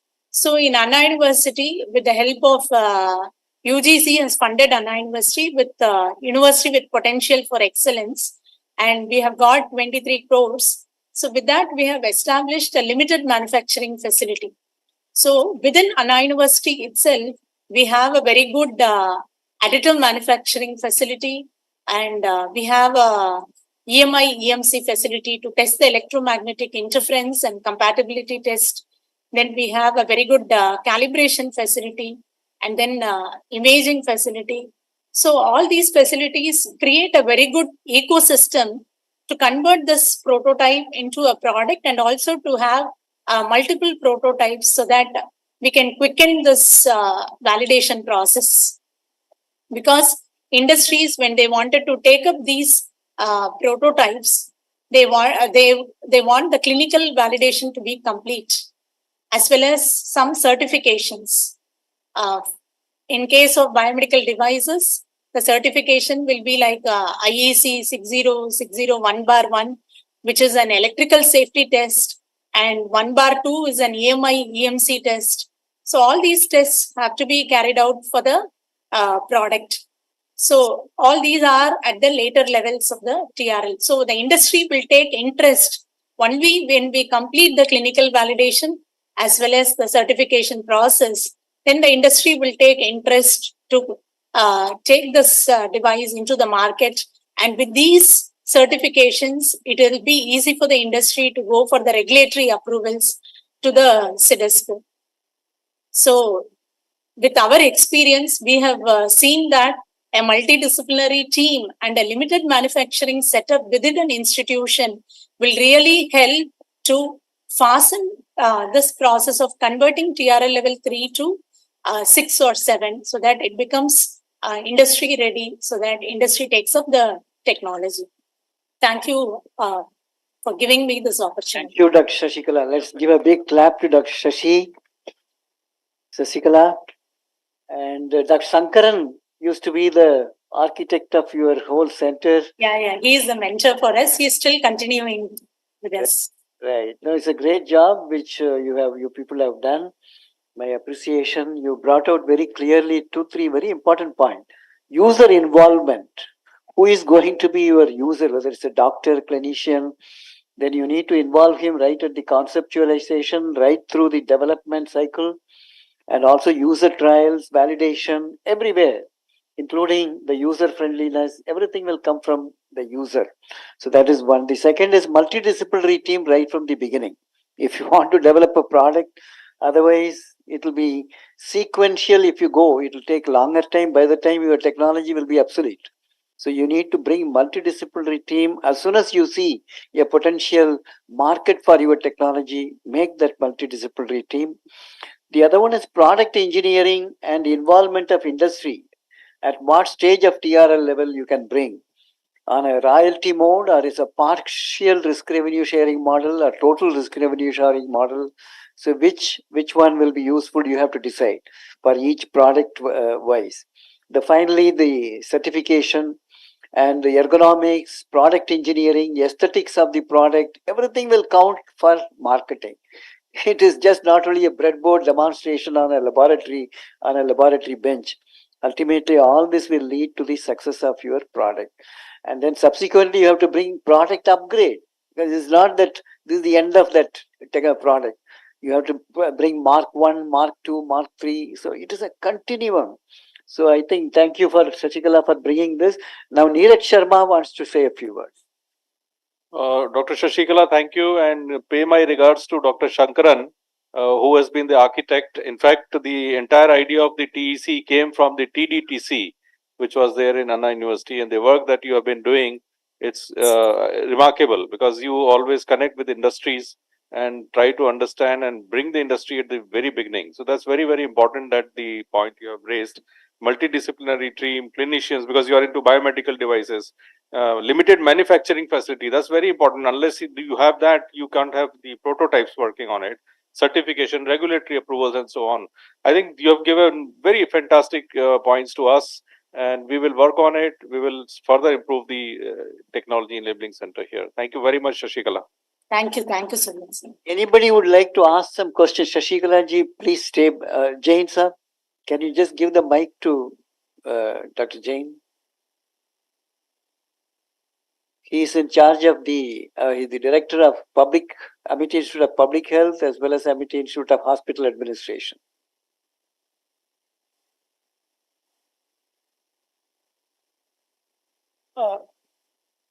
Good evening, everyone. So, ma'am, may I know, say, some of the technologies which were basically changed into products and commercialized? Shashikala ji, what are the product lines which have been developed by your center? Okay. Maturing TRL levels and then bringing it to the product level. So I will tell you the technologies that we have commercialized and it is available in the market. So the first one is a synthetic milk tester. So where the synthetic milk tester will distinguish between the cow milk and buffalo milk, as well as it will be able to identify the adulteration in the milk. And then we have developed a software for the glaucoma detection and diabetic retinopathy. And we have developed a device for infant theft detection system. So using RFID, we have enhanced the level of security to stop the infant theft. So we have developed an infant theft detection system. And then we have developed a device to measure the fetal activity. So during labor period, the uterine contraction as well as the fetal status will be evaluated, so that it gives information to the gynecologist about deciding whether they have to wait for a normal delivery or whether they have to do a cesarean. And then we have developed an antibiogram device which detects antibiotic susceptibility within 6 hours. where the conventional methods takes 48 hours to find out the right antibiotic, whereas our device identifies the antibiotic within 6 hours. And we are also able to tell the right antibiotic with the concentration, how much antibiotic you have to suggest. So this is very useful to the clinicians, and we have technology transferred to the microbiological lab. So this is one of the technology, and then we also promote technologies which are within our region. So the technologies can be developed by other institutions also. We help in commercialization. So one such technology was developed in CMC Vellore, the biomedical team in CMC Vellore. They have developed a robust data acquisition system for biosignals. So that was commercialized and it is now in the market, and it is available in AIMS and many medical institutions like JIPMER. They have taken this product, which is called as the CMC DAC, named by the institution, developed the institution. So we have named the device as CMC DAC. And during COVID period, we developed many technologies, sanitizer, which is very unique, which destroys the RNA of the virus, because the conventional, which is available, this thing available in the sanitizers available in the market, they don't destroy the RNA. So completely the thing that we developed destroys the RNA of the virus. So like this, we have developed many technologies, even for oxygen respiratory support systems we have developed during the COVID period, and then IoT based thermometers. So, and then we have also developed a soft audiometer. So without using a hardware, we have developed the software to test the hearing levels, so that these hearing losses can be identified at an early stage, so that we can have this as an app in our smartphones, so that everyone can do the hearing test and then they can go for a checkup. So for mass screening thing, we are now working on anemia as well as malarial detection, AI based systems. Thank you. And we are also working on hemodialysis cartridges supported by DST, and it is a consortium project wherein we have IIT Kanpur and IIT Mumbai as the partners. Thank you very much, ma'am. Thank you very much. Thank you. Thank you, Dr. Shikala ji, and wish you many more success for you, for your center, and also to the Sankaran and the whole team of yours. You are doing a great job in health technology domain, biomedical technology domain. Wish you many, many more products to come from the portals of your Anna University, the Health Technology Center. Now stay back so that later on also we want to take your ideas. We move on to the industry view. We have with us Paritosh Shekhar. He is the founder and chairman of APS Life Technology in Pune. And he will give the industry perspective, having worked with Indian Council of Medical Research, having worked with Amity University. Now, how do you think from the industry perspective, if we have to bring the maturity of technology readiness level faster to a higher level, ready for commercialization, what do you think the academia should do, and academia and industry together should do? So over to you, Dr. Paritosh Shekhar. After this, we'll have the MOU signing ceremony and a brief discussion in Amity's context. I want to have your ideas. Now, having listened to this, what do you think as the faculties, as the HOIs, and also the officials sitting here, and how we should now engineer Amity University as cradle of innovation? Over to you, Dr. Paritosh.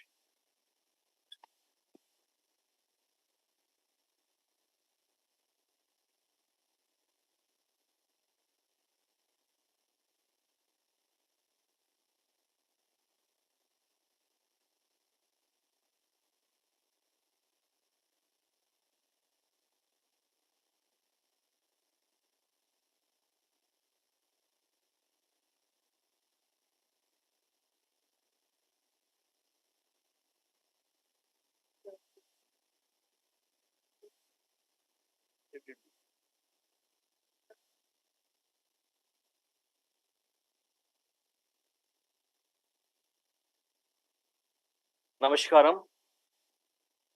I think unfortunately the PPT has not been here, but then no problem. I can just continue my talk.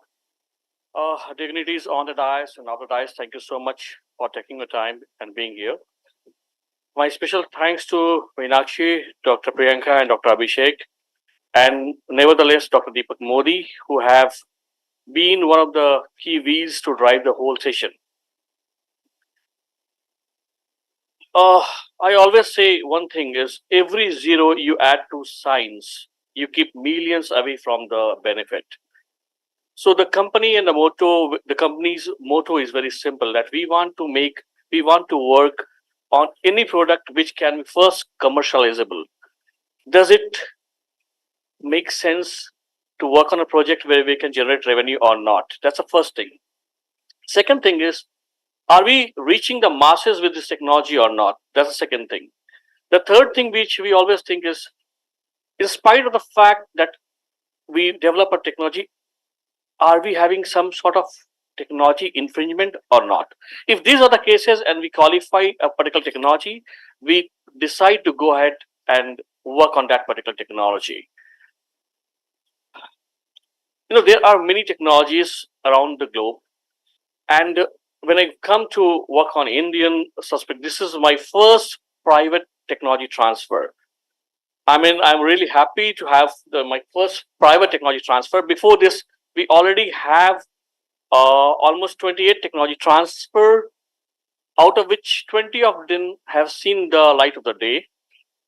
The last technology which we did was from IVRI. We did a technology transfer for Japanese encephalitis ELISA kit and Japanese encephalitis vaccine manufacturing. So that is still will take another 8 to 10 months to be on the ground. But we as a company are pretty prepared to take a technology and push them on the ground level. I always say research is tough, developing technology is tougher, but marketing is the toughest job you can have. So I always have high regards for the people in my team who can actually sell a technology. Sorry.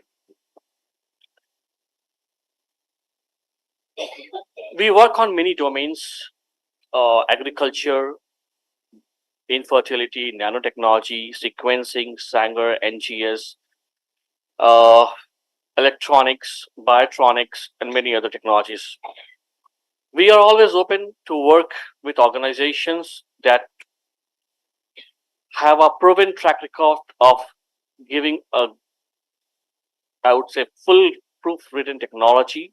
In fact, when I was in the initial days when Meenakshi, Priyanka, and Abhishek, we were talking on the Zoom meetings, they might have thought probably I asked a lot of questions, because I'm a person, I would not take a technology unless until I myself or my team are backed up with a proper satisfying data that yes, we can go ahead and take the technology. Taking technology doesn't cost you a lot of things, but making the technology to be available for the people, to the masses, is a Herculean task. So when we put our efforts, time, and money, we need to be very selective that whether we are going to go ahead with this technology or not. I'm sure with this technology, we will be able to benefit approximately 2 lakh cycle which is happening every year. Even I count 20% of them, I will talk about 40,000 beneficiaries every year. That would be a good number in India.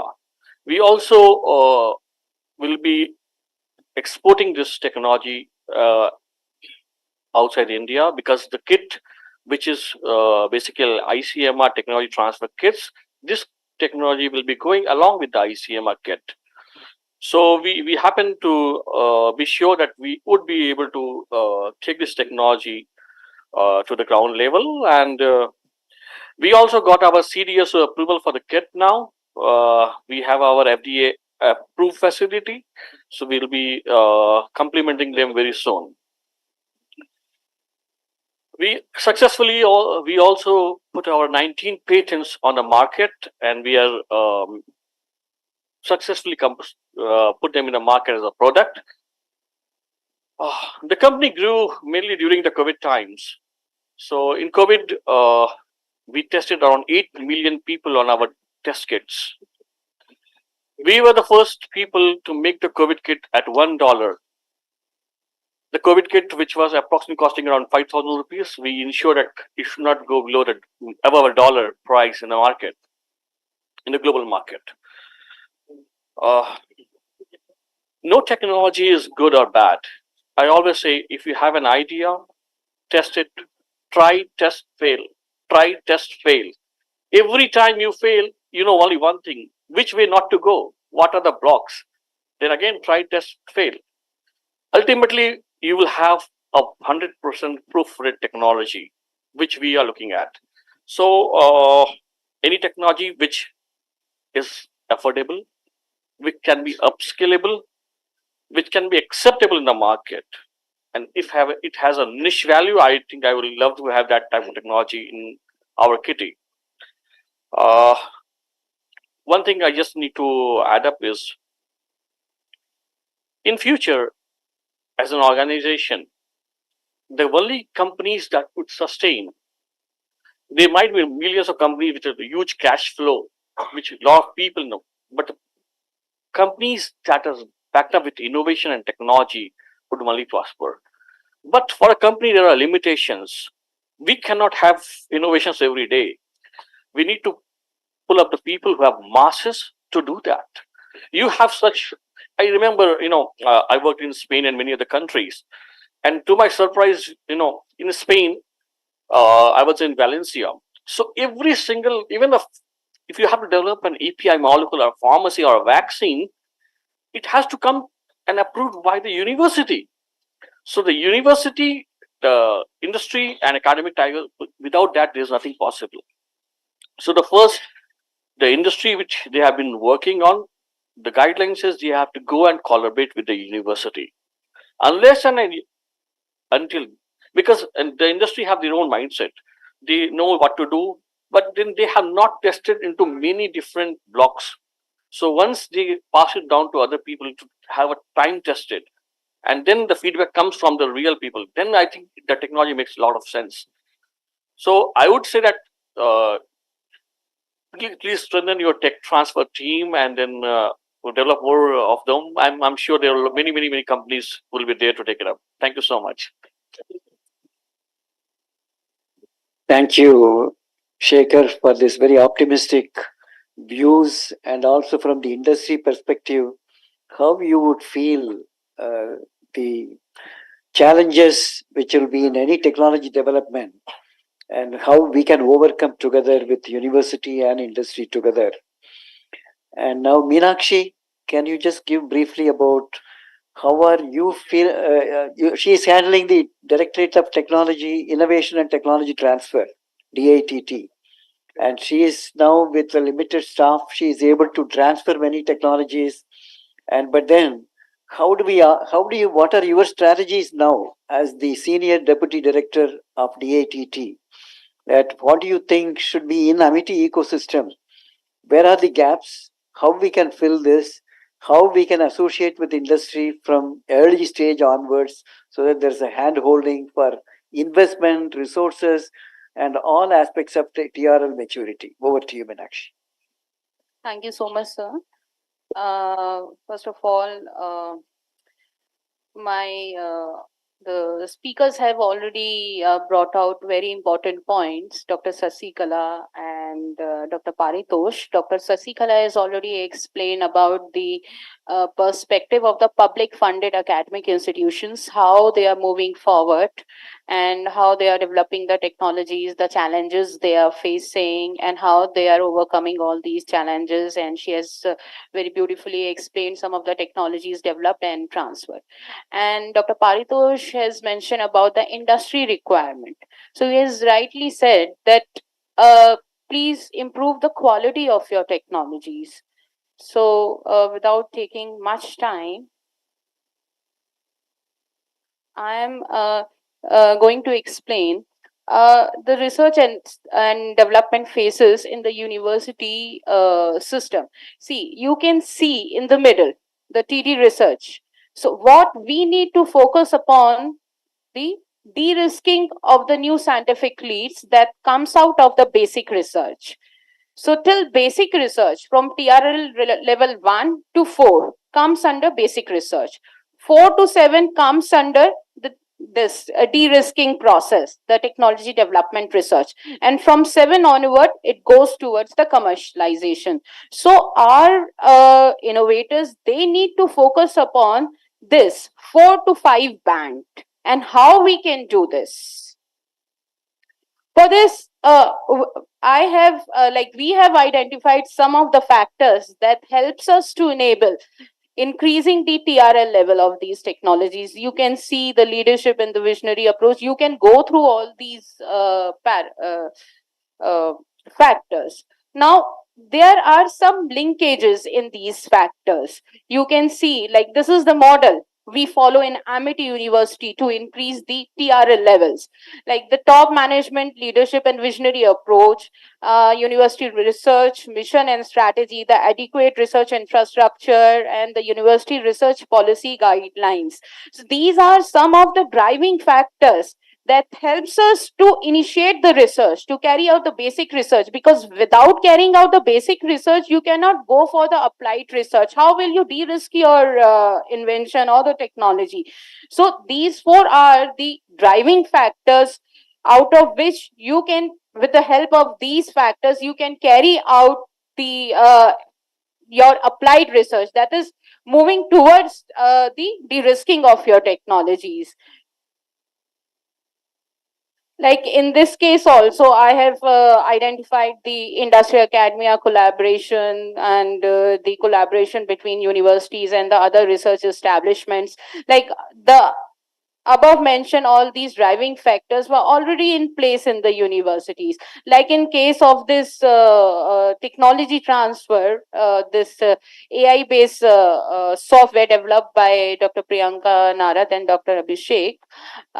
In this case also, like we had already signed the MOU with the ICMR. So after signing the ICMR, we provided the platform to our inventors. They interacted with the external experts and identified the gaps. So this is the strategic decision. So of the management of signing of the MOUs or the collaboration with the external research establishments, and then came the role of the industry. So right now, this our AI based software has been validated with 3,500 samples, the publicly available samples procured from the ICMR. Now the industry has come into the presently, I can say this technology is at around TRL 5. So now, when Dr. Paritosh will license this technology, this shows that the industry can get into at any level, though they prefer 6, 7 or above 7. But in some cases, particularly in healthcare, life sciences, increasing the TRL for the academic is not that easy. They need the industry partner or the external agencies so that utilizing their facilities and expertise, they can increase the TRL level.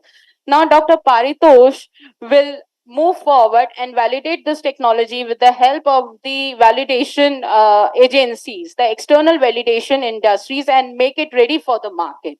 So that is how. So we are following a very flexible approach. So in case of this biomedical sciences, we are doing this. But if we talk about the herbal and Ayurvedic technologies, in that case, some companies, they are asking about the samples. So in that case, because you know that in herbal and Ayurvedic technologies, the validation, the scientific validation is very, very difficult. So what we are doing is we are giving out the samples and keeping the interest of the university by getting into the confidentiality agreement. And we bring the commitment of the industry by requesting them to fund the sample preparation or some external extended research work as well, so that industry are also willing to fund the academic research, provided there is a promising technology, what gap and what problem you are addressing. So it depends upon the quality, the problem you are solving, the solution you are providing. Sir has already mentioned about the societal aspect. So if our inventors, before developing a technology, link the societal aspect with your invention, then it becomes very useful and very helpful for the center like us to pitch these technologies to the industry. I'll not go into much detail. So, like I have already shown the factors that can enable or help us to increase the TRL level. Like I have already shown the visionary and the leadership and the visionary approach of the top management, like our founder president, sir. He is very much into innovation. He always very focused, support and always motivate our innovators, the scientists, to develop the innovations. So the such kind of environment has been created in the university. Like he has created very unique missions for creating this ecosystem, the whole ecosystem.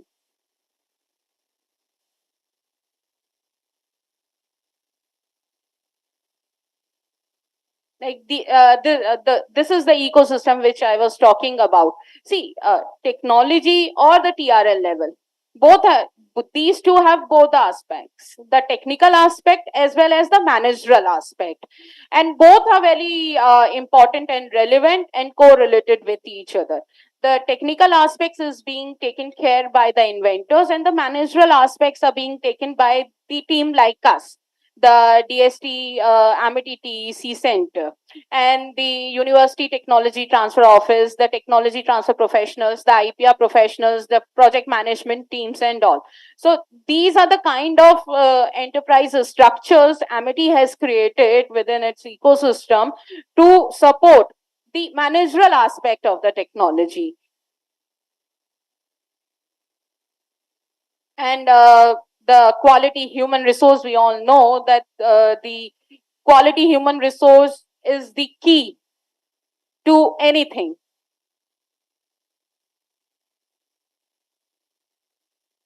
And the infrastructure we have created,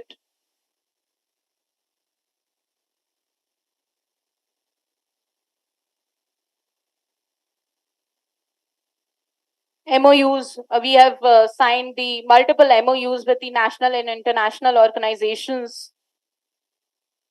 And the area of the ma'am was talking about the multidisciplinary teams and the creating multidisciplinary teams, and the multidisciplinarity is the one of the important area on which Amity is very focused upon.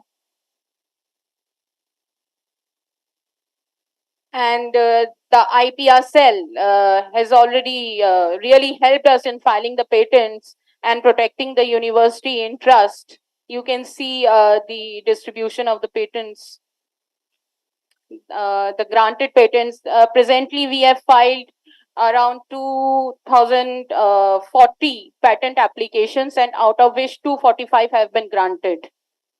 And out of this, the granted patent applications, around 25 to 30 technologies has been already transferred to the industry.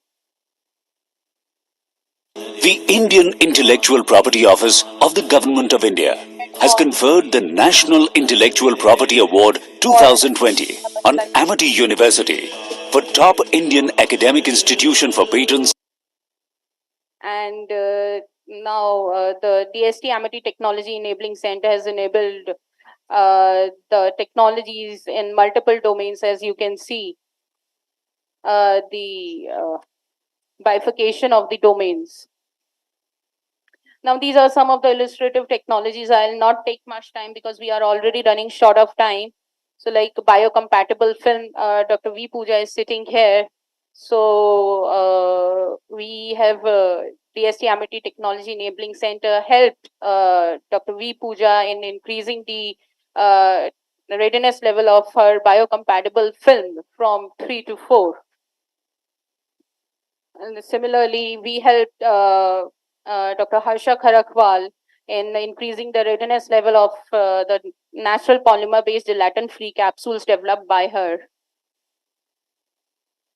You can see the details in the slides, how we can doing it, how we are doing it. And the point of care device for on-spot detection of chromium in water. So this is the technology we had recently transferred to the industry. So DST Amity Technology Enabling Center not only helped the group to increase its TRL level, but we also helped this group to transfer this technology to the industry.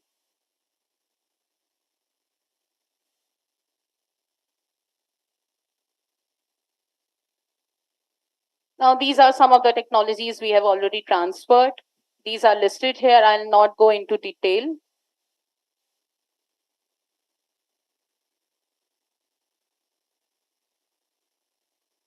Thank you. Thank you, Meenakshi. With limited manpower, you are doing so much. It's amazing that you are able to do so much technology transfer, helping all our faculties. TEC has also supported this. Now, I'm sure you have decided in 2024, we'll have a large number of technology transfers will be done. Now, I would like to throw open to the floor for before we sign, because registrar is also waiting for signature. So another 5-10 minutes, maximum 10 minutes, that how you feel. I want to hear from each one of you. I'll start with Pooja, who is looking after, and then Nidhi is there. They have all transferred technologies. Then I would go to Amit Karkwal, who has transferred the technology, and now he has another technology for transfer, Dr. Harsha Karkwal. And now then I'll come to Hirdesh Prakash. When will you bring another product to the market through your translational research? I'll start with Pooja. Yeah. Be brief and tell us in our Amity, with your passion, that what is that we can do to augment technology development and transfer. Thank you so much, sir, for this opportunity. First of all, I would like to congratulate Abhishek and Priyanka. It is an honor for AIB that today the technology is being transferred, and I'm sure many more technologies would come up from AIB in near future. So one thing that I would like to suggest, and kindly correct me if I'm wrong, as of now, I think how we DITT is enabling technology transfer is that the patents that our scientists have filed, we go through those patents and then we map it with the industry which requires those products, and that is how we get those industries to come in and talk to the scientists and understand, and then it goes forward. Now, what I understood from Dr. Sasikala's talk a few minutes back is one of the other ways that probably we can do it is, without going through the patents, we invite industries of various domains at random. We select what kind of industries we want to, maybe not all different kind of industries on the same day, but maybe, biosciences or bioinformatics based industries or healthcare based industries on a certain day. Both clinicians, doctors, industry people, and our scientists on a single table, and have a round table kind of a discussion forum where we understand from them what they want. As on today, we are telling what we have and how we can help them. So rather than that, let's change the pace and ask them what they want, what they are looking for, because probably we already have a platform and we just need to tweak it a little and give them what they want. Today, if I have, say, for example, a biopesticide for rice blast disease, I have a nano formulation ready. And if some other company says, I don't want to look at rice blast, I want to look at some other, crop, then it is very easy for me to tweak it, because I just have to do probably 1.5 years of research and get that product, or maybe even less sometimes. So if we can do something like this, brainstorming, asking the industry what they want, getting clinicians or getting people, who can add value to that discussion, that would be another approach, is my take. Yeah, very good, very good. Dr. Pooja is a good idea. User-driven R&D, rather than after having developed something, who is looking for the user. Nidhi? Thank you, sir. Well, this is a great day for Amity University and specifically for AIB due to these two great scientists. And I would really appreciate that we have got industries like him who has come forward and we'll be working together. Well, I totally agree with Dr. Pooja that we should move from the other side and invite scientists. Well, government is also taking initiative and making portal where the problems, burning problems are put, and we can pick from there. But how much that is working, that is a question. So we can either pick I get invite from Fiki and other, where we can go and discuss, and there the problems are thrown, and we can pick those problems and start working on them. So similarly, there are many portals where we can have a keen look through the invites we get, or which are floated on website, and pick the problems specifically industry oriented. So we need to do that in addition to the interaction in inviting them. So I am in touch with few industries from whom I have got the problems, but just I'm in a fix how to start it. So that's how we are looking from Thank the you. network. Yeah. And Thank through LinkedIn and Facebook also we can find out some problems. Yeah. Very good. Thank Nidhi Chaudhary recently transferred a technology, protease enzyme, to food industry. So let's give a big clap to Dr. Nidhi Chaudhary. Meenakshi, one action which has emanated from this, one is academia industry meet. That is Amity, and looking at our capability, which are the potential industry, bring them not just all industry together. Maybe it is thematic, biomedical technologies, agriculture and food technologies related industry. So instead of bringing all of them together, heterogeneous group, a homogeneous group, and we will expose our possibility, listen from them. What are they looking for in the current market demand? So good idea. Now we move on to Amit Karakwal, then Harsha Karakwal.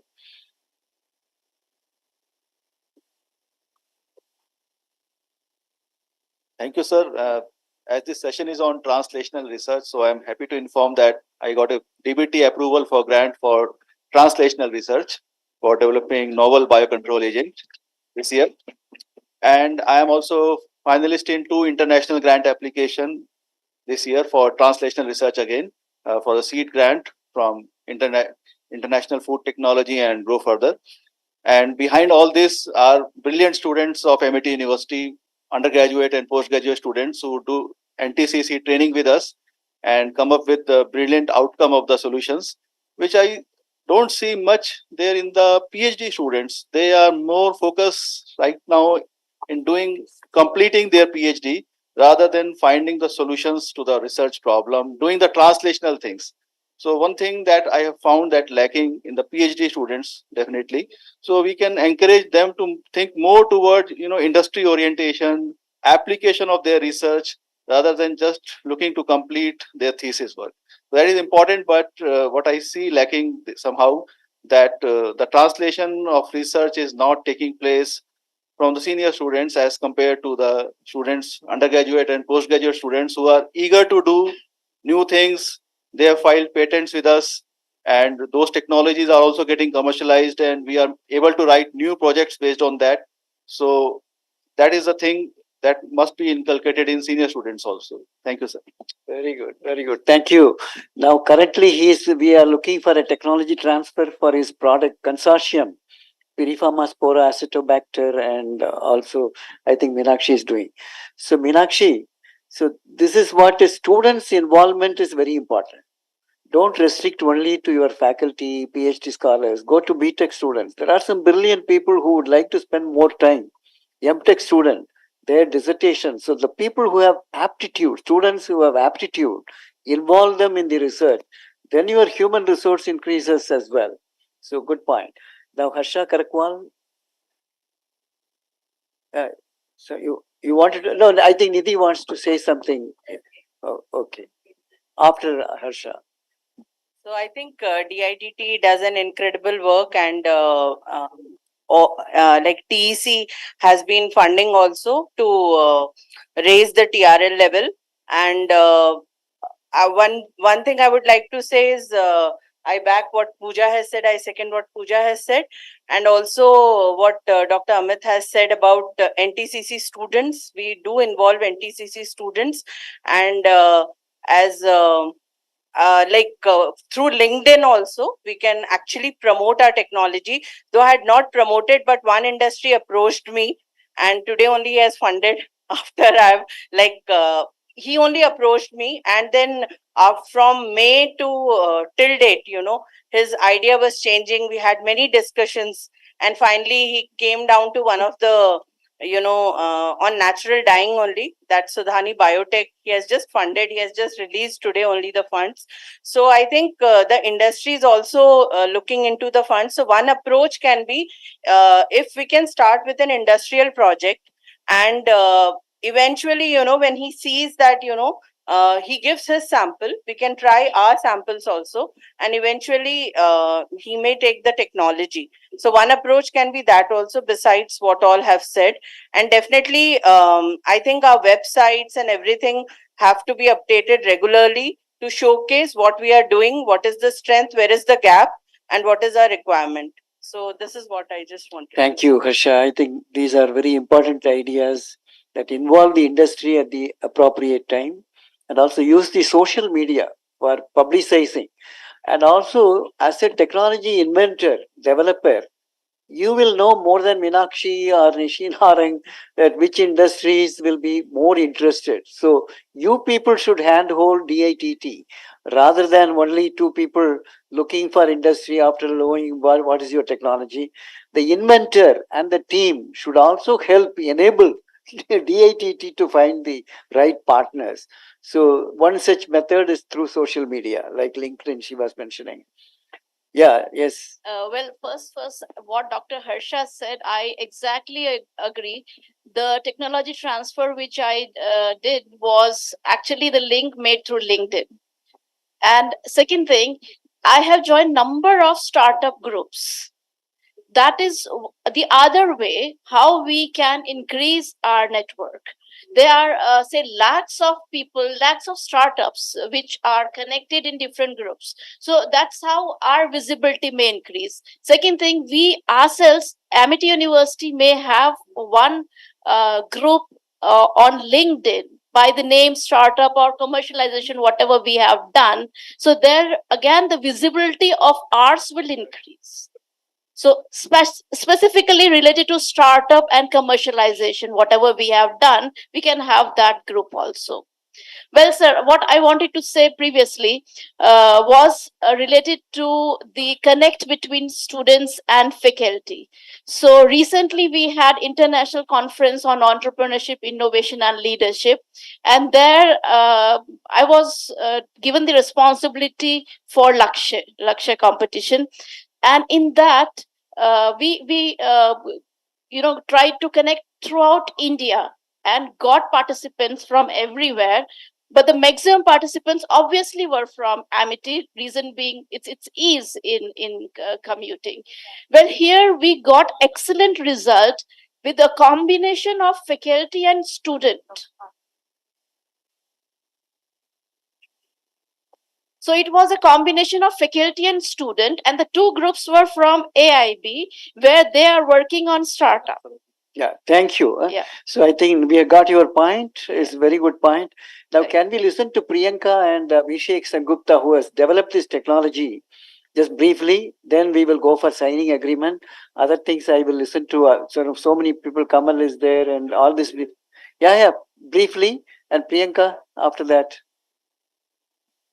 Your success stories we want to listen. How did you partner with the organization? How it was enabled to come reach this level? And your own experience as a faculty, that how did you innovate this particular software?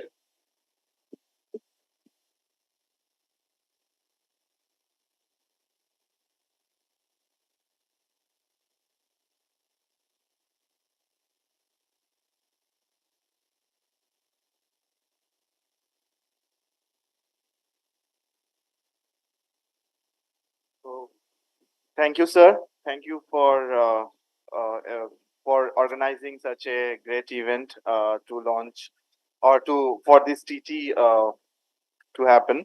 And I wanted to thank uh, our founders, sir, Dr. Ashok K. Chauhan, and our dynamic chancellor, Dr.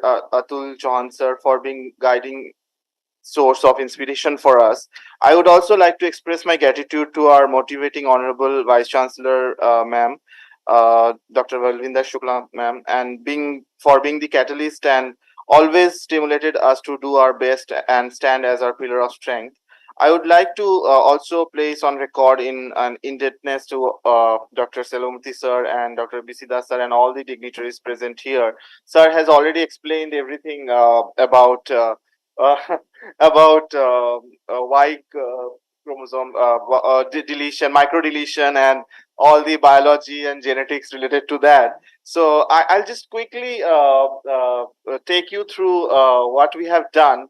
So this is like no, we have taken this Y like no almost around like the data that we have taken was around from 3568 men data, and it was like 64 studies from where the data has been taken. So it was a huge and big data in this research, and we have taken those data from ICMR, and that is from Dr. Deepak Modi's lab at NIRRACH, and we have created this machine learning tool, and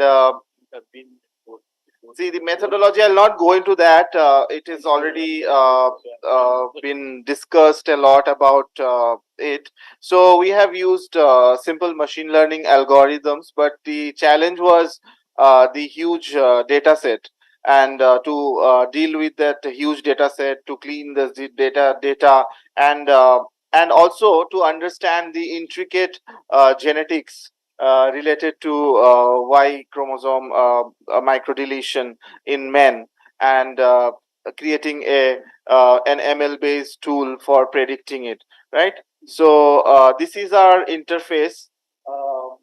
So there are 4 tabs. So what I'll not again explain it. I have a video at the end. So there's a huge impact of it.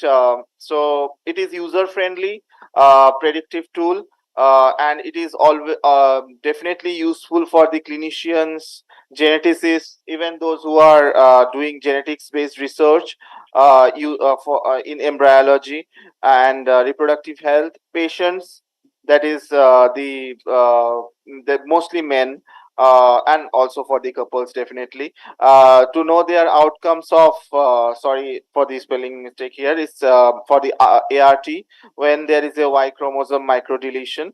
Sir has given the percentage of problem worldwide with Y chromosome microdeletion. So you can imagine like no people coming at every clinic, IVF clinic with this problem. What is the percentage of that? So there is evidence-based decision. So our tool will give you an evidence-based decision making in men with Y chromosome microdeletion by the healthcare system, and definitely ultimately it leads to genetic counseling for infertile males, considering the IVF and ART. There are some limitations. I'll just briefly tell you. It's the data that has been taken are also has publicly available data, and it needs lots of validation, as Mr. Paritosh has said.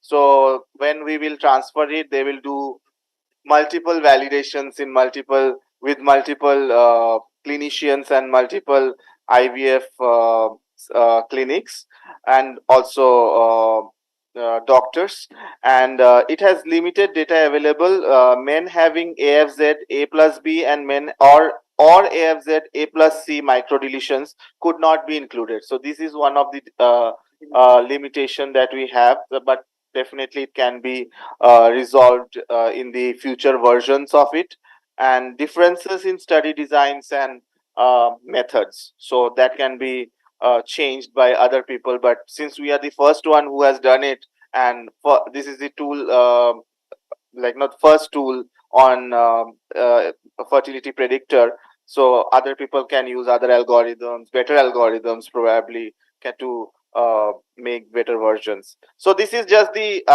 like now I have made a small video of it, so you can see how we can access it. Any person can access it, like if you have understanding of these chromosomal microdeletions. So this is the web page. So here we are just using random data, but definitely a clinician and a geneticist will understand the data. And these gel pictures are integrated, though gel pictures are not being as such incorporated in the result. But yes, in the report we put the gel pictures also. So this is how the report looks like. So this is the report that is generated. Thank you, Abhishek. We got the idea of about your software. Now, Priyanka, a few words from you. And then we will request Registrar, Colonel Kapoor, R.K. Kapoor, and our Dr. Paritosh to sign the agreement.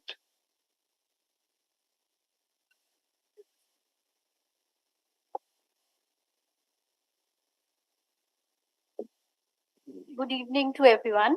So at the outset, I would again like to begin by putting in the form of words, my gratitude to our respected founder president, Dr. Ashok K. Chauhan sir, and our dynamic chancellor, Dr. Atul Chauhan sir, and also our motivating honorable vice chancellor, Professor Dr. Balwinder Shukla ma'am, for being there as the catalyst and always stimulating us for doing our best.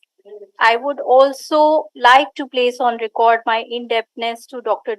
W. Selvamurthy and Dr. B.C. Das sir and all the dignitaries on and off the dais for the guidance and support in the research endeavors.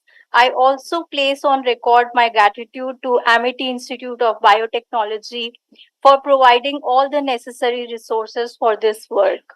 Today, we are excited to present you our work that has been licensed by to Dr. Paritosh Shekhar, founder and chairman, APS LifeTech Pune.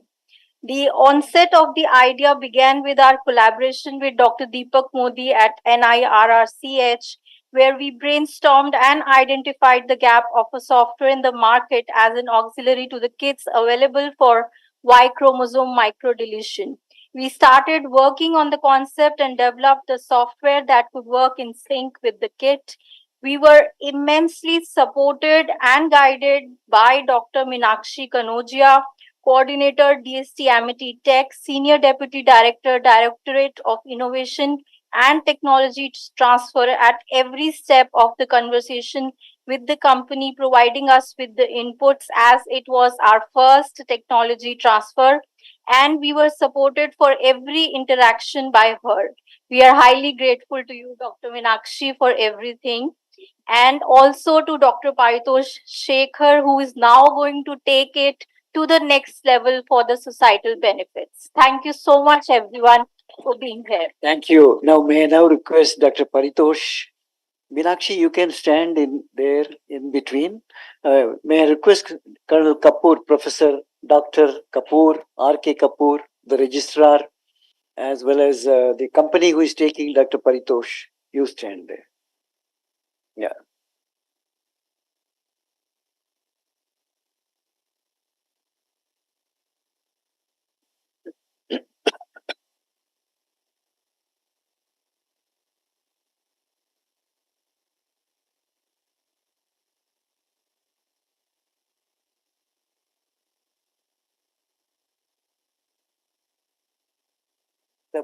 Both the inventors, can you just stand here?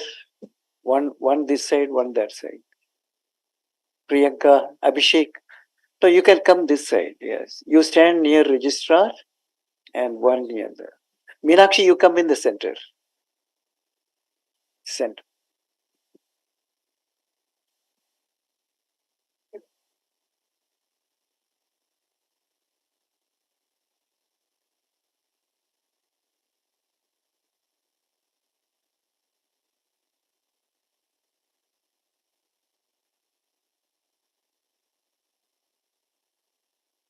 Let's give a big clap for the whole team.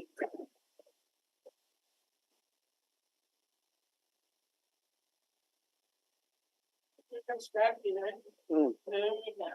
Talking about picture. Yeah. Here from here. Meenakshi, come in the center. And then there you can then we will go. Now Pooja can come and statue us.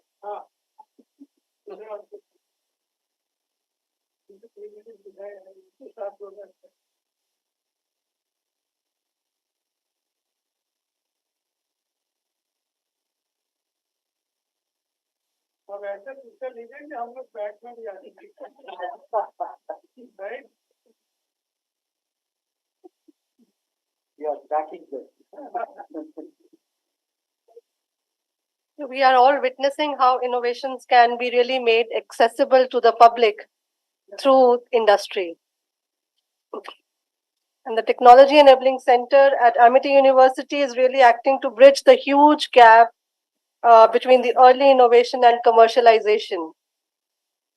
The Death Valley, what was referred by Dr. A.K. Singh. Now, can we also have the TEC team, Nishi, join, and also our new joining? I didn't get your name. Shishank. No, you also join.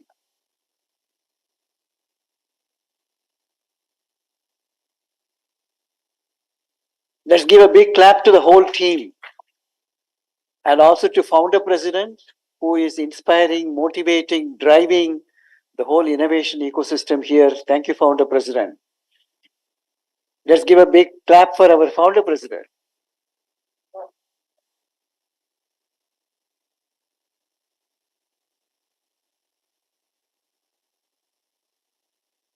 Best wishes, Paritosh, congratulations. Congratulations, Colonel Kapoor, registrar.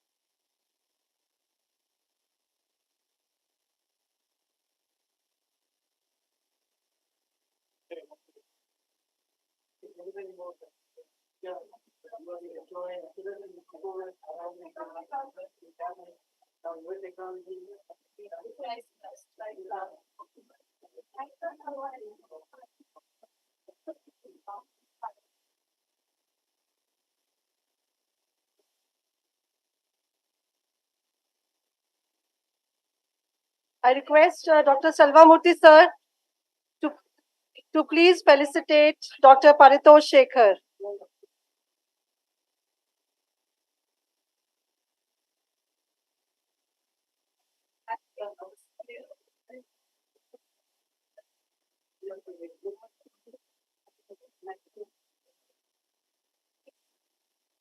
It's time to felicitate Dr. Paritosh Shekhar.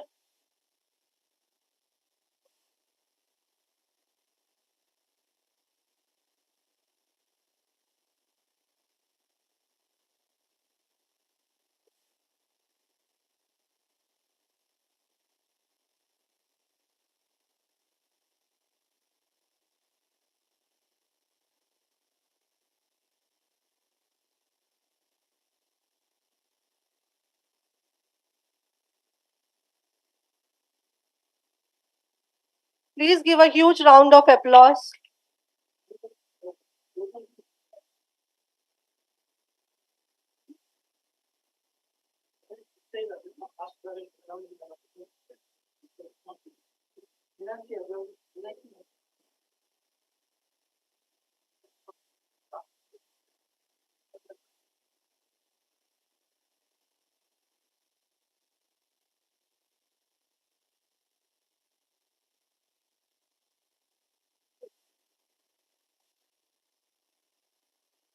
We are sure that this technology transfer agreement will be followed by many more. Thank you for your Thank you. good job. Thank you, sir. Thank you.